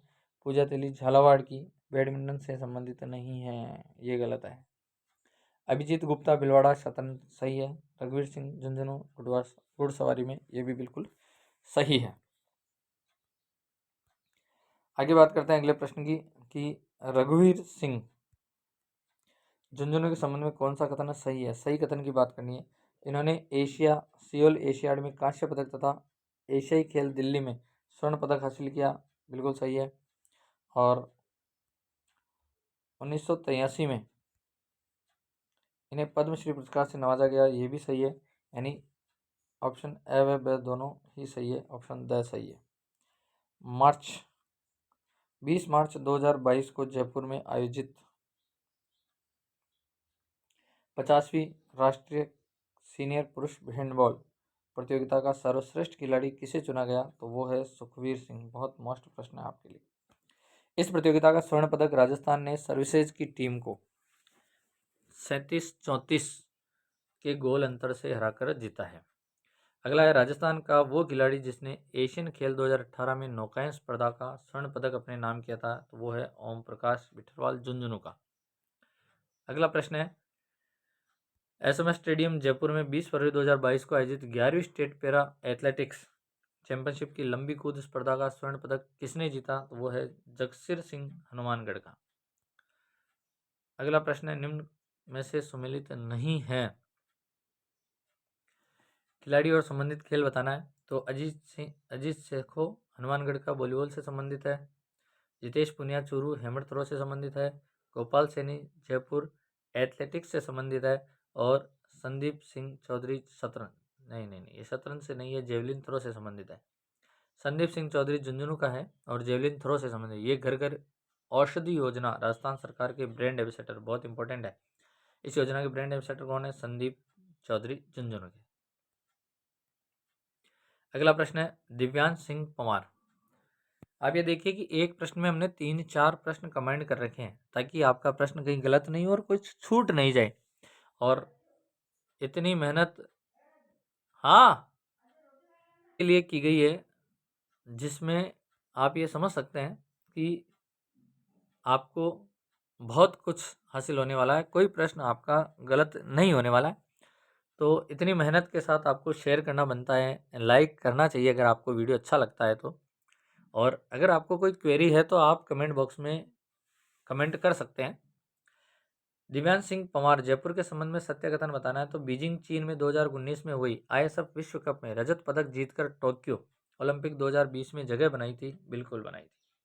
ये आईएसएफ में कुल 4 स्वर्ण पदक हासिल किए हैं, ये भी सही है। आईएसएफ जूनियर विश्व कप 2018 में 2 स्वर्ण पदक जीते हैं, ये भी सत्य है। यानी उपयुक्त सभी कथन इसमें सही है। अगला प्रश्न है टोक्यो पैरालंपिक में पदक जीतने वाले किस खिलाड़ी को राजस्थान सरकार ने वन विभाग में सहायक वन संरक्षक पद पर नियुक्त किया है? तो अवनी लेखरा को किया है, सुंदर गुर्जर को है, देवेंद्र जाडेजा को। यानी उपयुक्त सभी इसमें ऑप्शन द बिल्कुल सही है। अगला प्रश्न है कि राजस्थान खेल रत्न पुरस्कार से संबंधित कथनों में से निम्न में से सत्य कथन कौन सा है? जो सत्य कथन है वो देखिए। ये पुरस्कार सर्वप्रथम 1994 में प्रारंभ हुआ। इसकी पुरस्कार राशि 50,000 रुपये है, सही है। राजस्थान खेल रत्न पुरस्कार सर्वप्रथम लिम्बाराम तीरंदाजी को 1994 में मिला, बिल्कुल सही है। राजस्थान खेल रत्न पुरस्कार अब तक केवल एक ही बार दिया गया है, ये भी बिल्कुल सही है। यानी उपयुक्त सभी कथन द ऑप्शन बिल्कुल सही है। अगला है खेल से के क्षेत्र में उत्कृष्ट योगदान देने वाले कोचों और खेल प्रशिक्षकों को कौन सा पुरस्कार दिया जाता है? तो वह है वशिष्ठ पुरस्कार, ऑप्शन ए बिल्कुल सही है। वशिष्ठ पुरस्कार प्रारंभ 1987 में और इसकी पुरस्कार राशि 5 लाख रुपए है। अगला प्रश्न है महाराणा प्रताप पुरस्कार का प्रारंभ वर्ष कौन सा है? तो 1983। महाराणा प्रताप पुरस्कार सहयोग राशि 5 लाख रुपए और प्रथम महाराणा प्रताप पुरस्कार विजेता गोपाल सिंह सैनी। अगला प्रश्न है द्रोणाचार्य पुरस्कार से सम्मानित प्रथम राजस्थानी कौन है? तो प्रोफेसर करण सिंह। अगला है खेलो इंडिया यूथ गेम्स में 32 पदकों के साथ कौन सा राज्य 10वें स्थान पर है? तो वह है राजस्थान। अगला है मेजर ध्यानचंद खेल रत्न अवार्ड पाने वाले प्रथम पैरा खिलाड़ी कौन है? तो वह है देवेंद्र झाझड़िया। देखते हैं राज्य के प्रतिभावान खिलाड़ियों के लिए राजस्थान खेल रत्न पुनः प्रारंभ करने की घोषणा हुई थी और इस पुरस्कार को अब राजीव गांधी खेल रत्न अवार्ड के नाम से जाना जाएगा। तो आपसे ये भी पूछा जा सकता है कि मेजर ध्यानचंद खेल रत्न अवार्ड का नाम बदलकर क्या रखा गया है? तो राजीव गांधी खेल रत्न अवार्ड रखा गया। अगला प्रश्न है राजीव गांधी खेल ग्रामीण ओलंपिक खेलों की प्रतियोगिता आयोजन कैलेंडर के संबंध में सुमेलित नहीं है, जो बताना है। ग्राम पंचायत स्तर पर 29 अगस्त से 1 सितंबर 2022 तक, सही है। ब्लॉक स्तर पर 12 सितंबर से 15 सितंबर 2022 तक, ये भी सम्मिलित है। जिला स्तर पर 29 सितंबर से 1 अक्टूबर तक, ये भी सम्मिलित है। और राज्य स्तर पर 16 नवंबर से 20 नवंबर तक, ये गलत है। राज्य स्तर पर 16 अक्टूबर से 20 अक्टूबर तक, ये बिल्कुल सही है। अगले प्रश्न की बात करते हैं राजीव गांधी ग्रामीण ओलंपिक में सम्मिलित खेल कौन कौन से हैं? 6 खेल हैं राजीव गांधी ग्रामीण ओलंपिक में। कबड्डी बालक और बालिका वर्ग, शूटिंग बॉल बालक वर्ग और खो खो केवल बालिका वर्ग, वॉलीबॉल बालक और बालिका वर्ग, ये तो है ही सही। इसके अलावा हॉकी है जिसमें बालक और बालिका वर्ग दोनों हैं। टेनिस बॉल क्रिकेट जिसमें बालक और बालिका वर्ग दोनों हैं। कुल 6 खेल हैं। आपसे ये भी पूछा जा सकता है कि राजीव गांधी ग्रामीण ओलंपिक में केवल बालिकाओं के लिए कौन सा है? तो आपको ध्यान में रखना है खो खो। अगला प्रश्न है राजीव गांधी ग्रामीण ओलंपिक के संबंध में सही कथन कौन सा है? तो राजीव गांधी जो ओलंपिक है उसके बारे में सही कथन की अगर हम बात करें तो उसको बात करते हैं। इन खेलों का राज्य स्तरीय शुभारंभ पालगांव जोधपुर के पशु मेला मैदान से 29 अगस्त 2022 को अशोक गहलोत ने किया, बिल्कुल सत्य है। इन खेलों के लोगों व टीटी शर्ट का विमोचन 15 जुलाई 2022 को अशोक गहलोत द्वारा बीकानेर से किया गया, ये भी सही। इन खेलों के शुभंकर शेरू का अनावरण अशोक गहलोत द्वारा 22 अगस्त 2022 को एसएमएस स्टेडियम जयपुर से किया गया। बिल्कुल सही। राजीव गांधी ग्रामीण ओलंपिक खेल का थीम सॉन्ग चालो चालो रे साथीड़ा सारा मिलके खेलो है, इसे 22 अगस्त 2022 को जारी किया गया। ये भी सही है। उसके बाद बात करते हैं राजीव गांधी ग्रामीण ओलंपिक खेलों में लगभग 30 लाख खिलाड़ियों व 2 लाख टीमों ने भाग लिया, इसलिए इस खेलों को बुक ऑफ वर्ल्ड रिकॉर्ड यानी लंदन में दर्ज किया गया। ये भी सही है, यानी कि ब ऑप्शन बिल्कुल सही है, जिसमें 1 2 3 4 5 और सब सही है। राजीव गांधी ग्रामीण ओलंपिक खेल थीम सॉन्ग गीतकार कौन है? मित्रोदय गांधी। सहायक हैं मोहम्मद इकराम। ये भी आपसे पूछा जा सकता है। अगला प्रश्न है राजीव गांधी ग्रामीण ओलंपिक खेलों की राज्य स्तरीय आयोजन का प्रारंभ व समापन की तारीख क्या है? तो प्रारंभ तो 29 अगस्त है और समापन है 20 अक्टूबर की। ये बिल्कुल सही है। राजीव गांधी ग्रामीण ओलंपिक खेलों के आयोजन हेतु गठित समिति के अध्यक्ष बी.डी. कल्ला थे। बजट है इसका 40 करोड़ रुपए जारी किया गया और आयु सीमा इसकी कोई बाध्यता नहीं है। अगला प्रश्न है राजीव गांधी ग्रामीण ओलंपिक खेलों के लोगों में सम्मिलित चित्र कौन सा है? तो ऊंट है, दौड़ता हुआ खिलाड़ी है, हवा महल है, यानी ये सभी है। खिलाड़ियों हेतु सरकारी नौकरियों में 2% का आरक्षण दिया गया है। अगला प्रश्न है राजस्थान ओलंपिक संघ के अध्यक्ष कौन है? तो वो है रामावतार सिंह जाखड़। राजस्थान खेल मंत्री अशोक चांदना है। अगला है एशिया कप शूटिंग बॉल प्रतियोगिता 2022 का आयोजन राजस्थान के किस जिले में हुआ? तो वह हुआ था जयपुर में।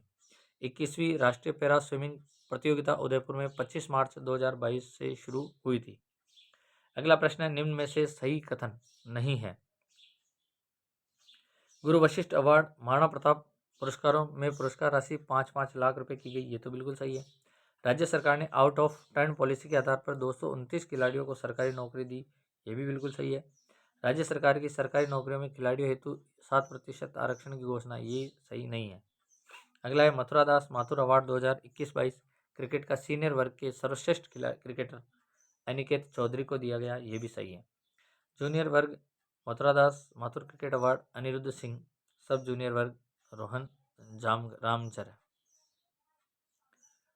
अगला प्रश्न है बजट घोषणा 2021 में ओलंपिक खेलों में स्वर्ण पदक जीतने वाले खिलाड़ियों की राज्य सरकार राजस्थान ने प्रोत्साहन राशि में बढ़ोतरी कितनी राशि कर दी गई है? अब 3 करोड़ राशि। स्वर्ण पदक 3 करोड़ रुपए, पूर्व में 75 लाख रुपए थे। रजत पदक अब 2 करोड़ हो गए, पहले 50 लाख थे। और कांस्य पदक 1 करोड़ हो गए, जो कि पहले 30 लाख रुपए ही थे। अगला प्रश्न है एशियाई एवं राष्ट्रमंडल खेलों में स्वर्ण पदक जीतने वाले खिलाड़ी को अब प्रोत्साहन राशि कितनी दी जाएगी? तो स्वर्ण पदक जीतने वाले को 1 करोड़ रुपए। वो ओलंपिक खेलों में स्वर्ण पदक को 3 करोड़ है और एशियाई राष्ट्रमंडल खेलों में 1 करोड़ रुपए। स्वर्ण पदक को 1 करोड़ जो कि पहले 30 लाख थी, रजत पदक को 60 लाख जो कि पहले 20 लाख थी, और कांस्य पदक को 30 लाख जो कि पहले 10 लाख रुपए की राशि थी। अगला प्रश्न है राजस्थान के खिलाड़ी खलील अहमद, राहुल चाहर, दीपक चाहर, गगन खोड़ा संबंधित खेल है वो है क्रिकेट से। अगला है स्वाति दूधवाल तीरंदाजी में वह सपना पुनिया पैदल चाल का संबंध किस जिले से है? तो वह है चूरू जिले से। अगला प्रश्न है सुरेश मिश्रा लक्ष्मणगढ़ सीकर का संबंध किस खेल से है? तो वह है वॉलीबॉल से। सुरेश मिश्रा अर्जुन अवार्ड है। सलीम दुर्रानी अर्जुन पुरस्कार विजेता का संबंध किस खेल से है? तो वह है क्रिकेट से। अब आपका ये प्रमुख खेल खिलाड़ी आगे देखिए आप। अरुंधति चौधरी का संबंध किस खेल से है? बॉक्सिंग। सुमेलित नहीं है, जो सुमेलित नहीं है उसकी बात करते हैं। खिलाड़ी दिव्यांग सिंह पंवार निशानेबाजी सुमेलित है। अवनी लेखरा पैरा ओलंपिक से निशानेबाजी से है। देवेंद्र जाजड़िया पैरा एथलेटिक्स से है। निशान कंवर ये बॉक्सिंग से नहीं है, यानी ऑप्शन द सुमेलित नहीं है। अवनी लेखरा का संबंध किस खेल से है, यानी किससे संबंधित है? अवनी लेखरा से संबंध है ना। तो 10 मीटर एयर राइफल स्टैंडिंग स्पर्धा से है। 10 metre air rifle SH first में स्पर्धा से है। 50 मीटर एयर राइफल्स की 3 पोजीशन एसएचआई फर्स्ट स्पर्धा से, यानी उपयुक्त सभी द ऑप्शन बिल्कुल सही है। देवेंद्र झांझड़िया एवं सुंदर सिंह गुर्जर का संबंध किस खेल से है? तो वो है जेवलिन थ्रो से। आगे बात करते हैं इनमें से सुमेलित नहीं है। विनय प्रताप सिंह निशानेबाज सुमेलित है। कृष्णा पुनिया एथलेटिक्स सुमेलित है। बजरंग लाल ताकर नौकायन सम्मिलित है। और लिम्बाराम घुड़सवारी से नहीं है, अभी ऊपर आया था, आपको ध्यान में हो तो। आगे बात करते हैं, निम्न में से कौन सा खिलाड़ी निशानेबाजी से संबंधित नहीं है? निशानेबाजी से संबंधित नहीं है तो भुवनेश्वर कुमारी निशानेबाजी से संबंधित नहीं है। अगला है, निम्न में से किन को राजीव गांधी खेल रत्न पुरस्कार दिया गया है? तो राज्यवर्धन सिंह को दिया गया है, देवेंद्र झाझड़िया को दिया है, कृष्णा पुनिया को, यानी ऑप्शन कृष्णा पुनिया को खेल रत्न पुरस्कार नहीं दिया गया, सॉरी, ए व ब दोनों सही है। अगला प्रश्न है कि निम्न में से पद्मश्री पुरस्कार से सम्मानित खिलाड़ी कौन से हैं? तो पद्मश्री पुरस्कार से सम्मानित खिलाड़ी हैं राम सिंह, बजरंग सिंह ताखर और कृष्णा पुनिया, यानी तीनों। सुमेलित नहीं है Jagsir Singh para triple jump, ये तो सुमेलित है। जनार्दन सिंह गहलोत, ये सुमेलित नहीं है। ओम प्रकाश मिठारवाल शूटिंग से सम्मिलित है। नवनीत गौतम कबड्डी से, ये भी सुमेलित है। अगला प्रश्न है, सुमेलित नहीं है रवि बिश्नोई तीरंदाजी से, ये सुमेलित नहीं है। खलील अहमद क्रिकेट से, सही है। सुरेश मिश्रा वॉलीबॉल से सुमेलित है। संदीप चौधरी भी भाला फेंक से सुमेलित है। फिर है अगला कि सुमेलित नहीं है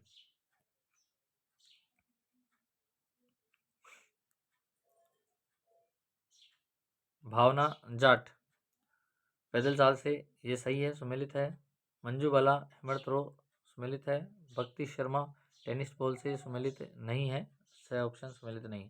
मोनिका शर्मा पर्वतारोही है, ये भी सुमेलित है। अगला प्रश्न है, निम्न में से कौन से खिलाड़ी को 2022 में पद्मश्री मिला था? तो वो है अवनी लेखरा को 2022 में पद्मश्री मिला था। अगला प्रश्न है, कौन से खिलाड़ी को अर्जुन पुरस्कार नहीं मिला है? अभिजीत गुप्ता को मिला है, रजत चौहान को मिला है, नवनीत गौतम को मिला है, सागरमल धायल को नहीं मिला है। अगला,